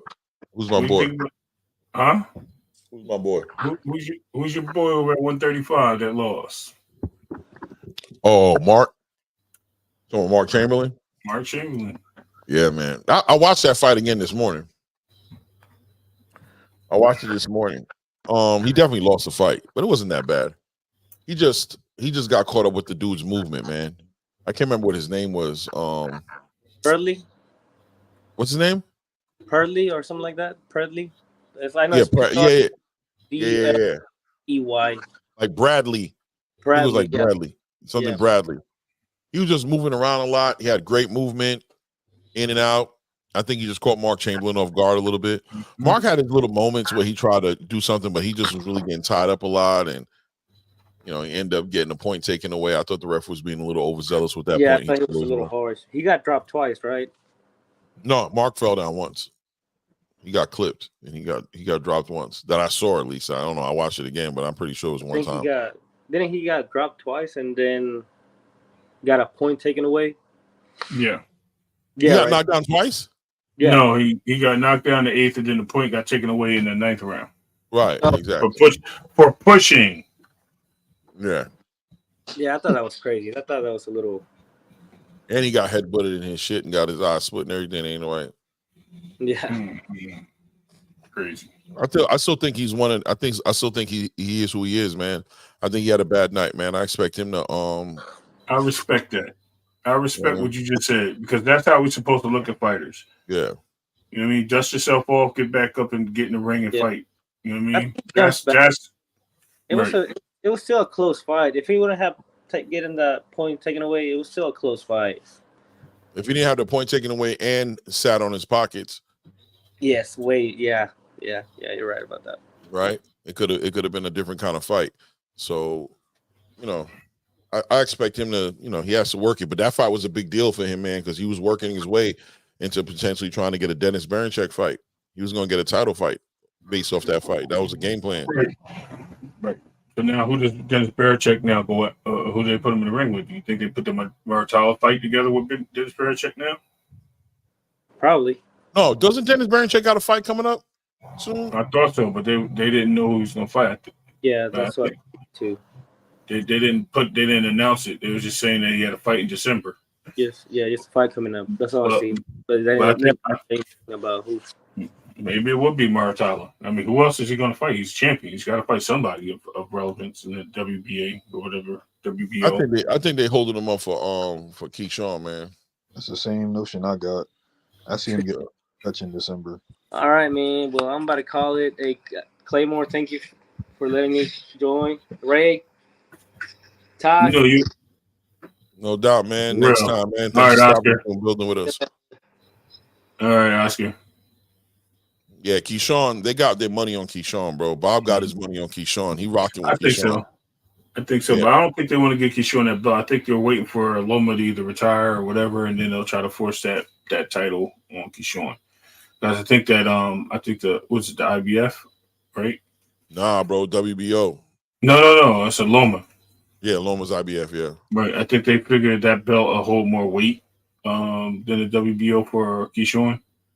Or vice versa. Maybe they give the Berinchyk fight to Keyshawn, and maybe Maratala, they'll try to switch out to the IBF. WBO been like a staple belt for top ranked fighters. So right, that's right. First, they're trying to get their guys the fights. You know what I mean? So they're definitely going to try to keep it in house and deal with it that way. But it's one of the two. Only way that can get interrupted if Williams or Payton decides to jump in the ring with one of those dudes and forces are mandatory.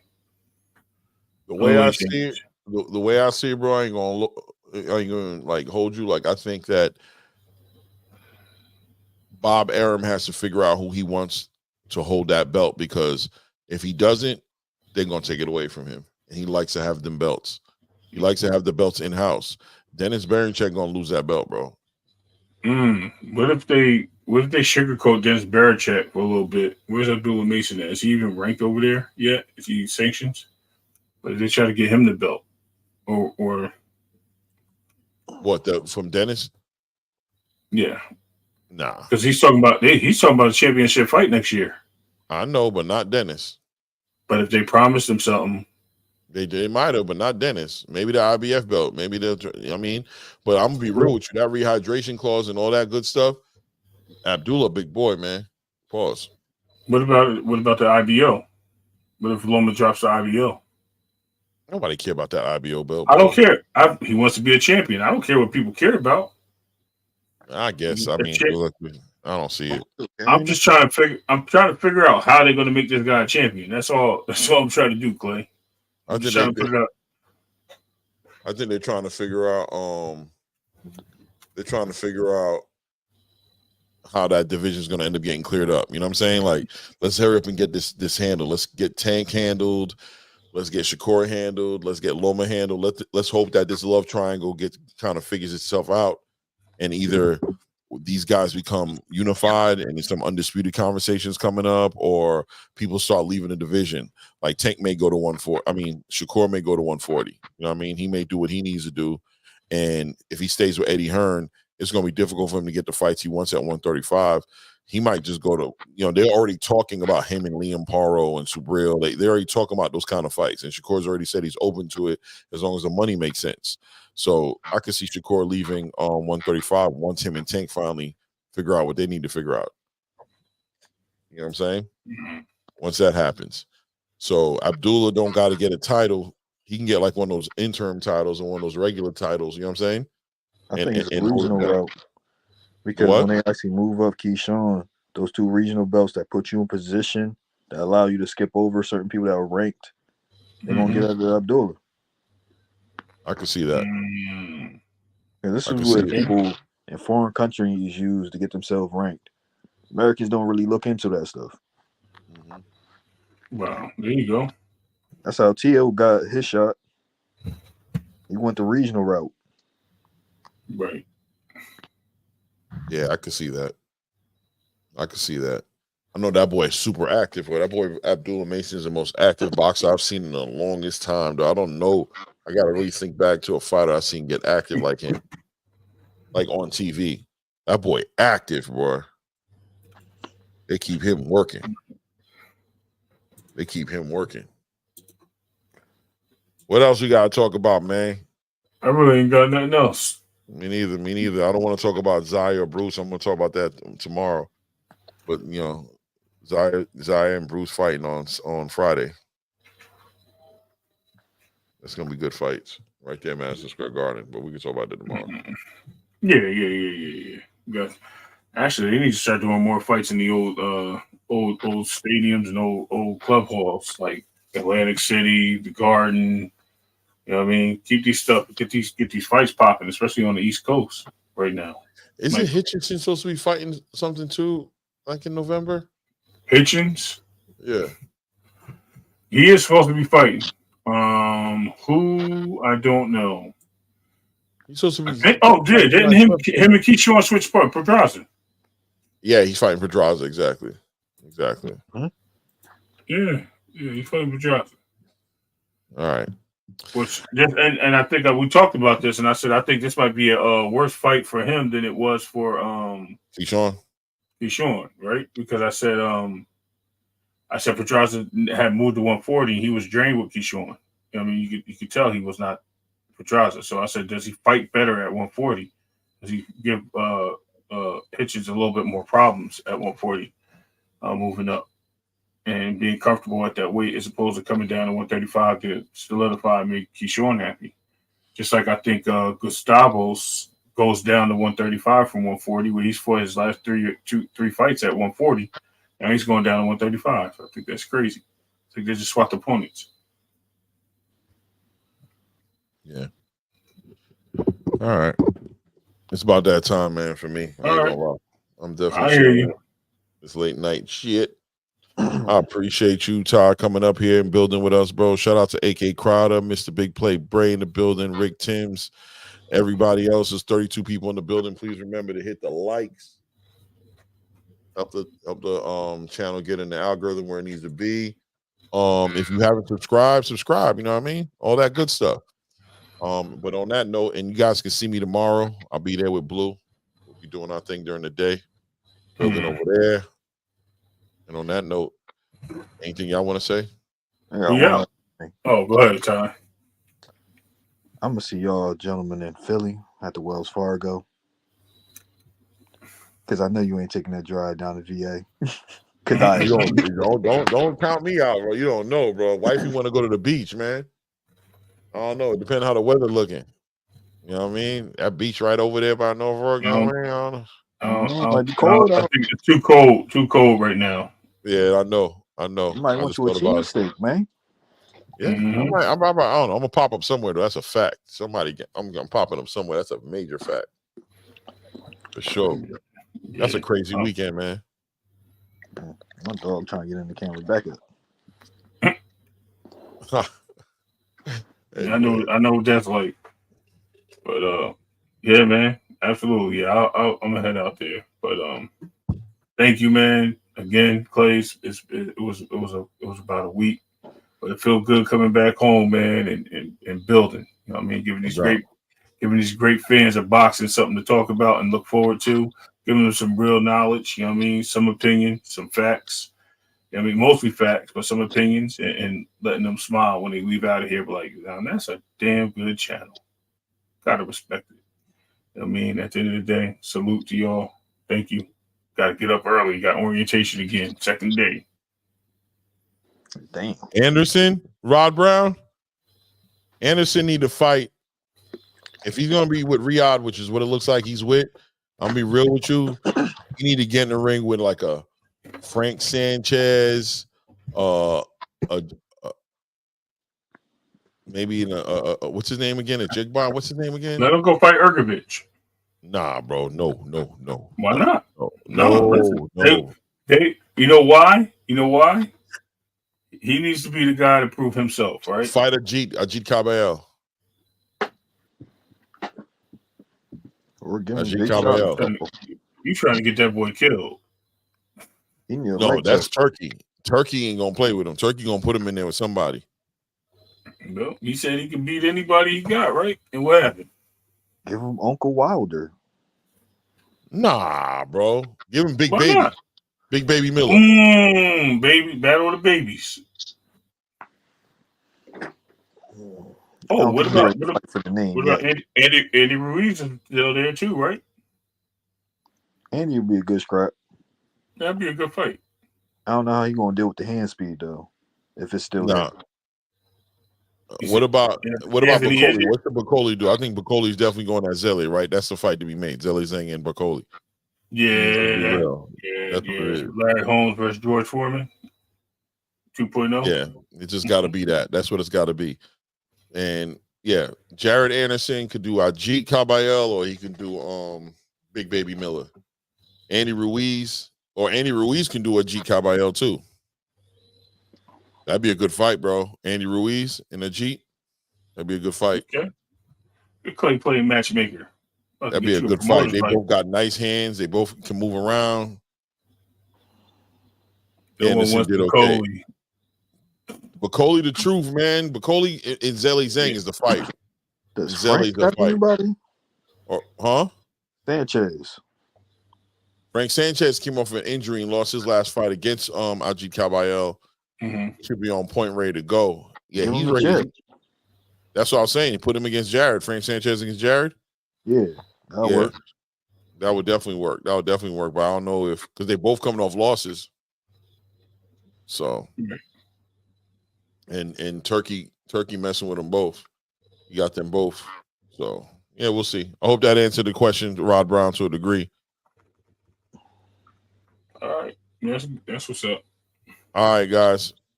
All right, man. Later, man. Appreciate you guys, man. That music bumping. We ain't supposed to say we out yet. No doubt. Got you. All right, Ty.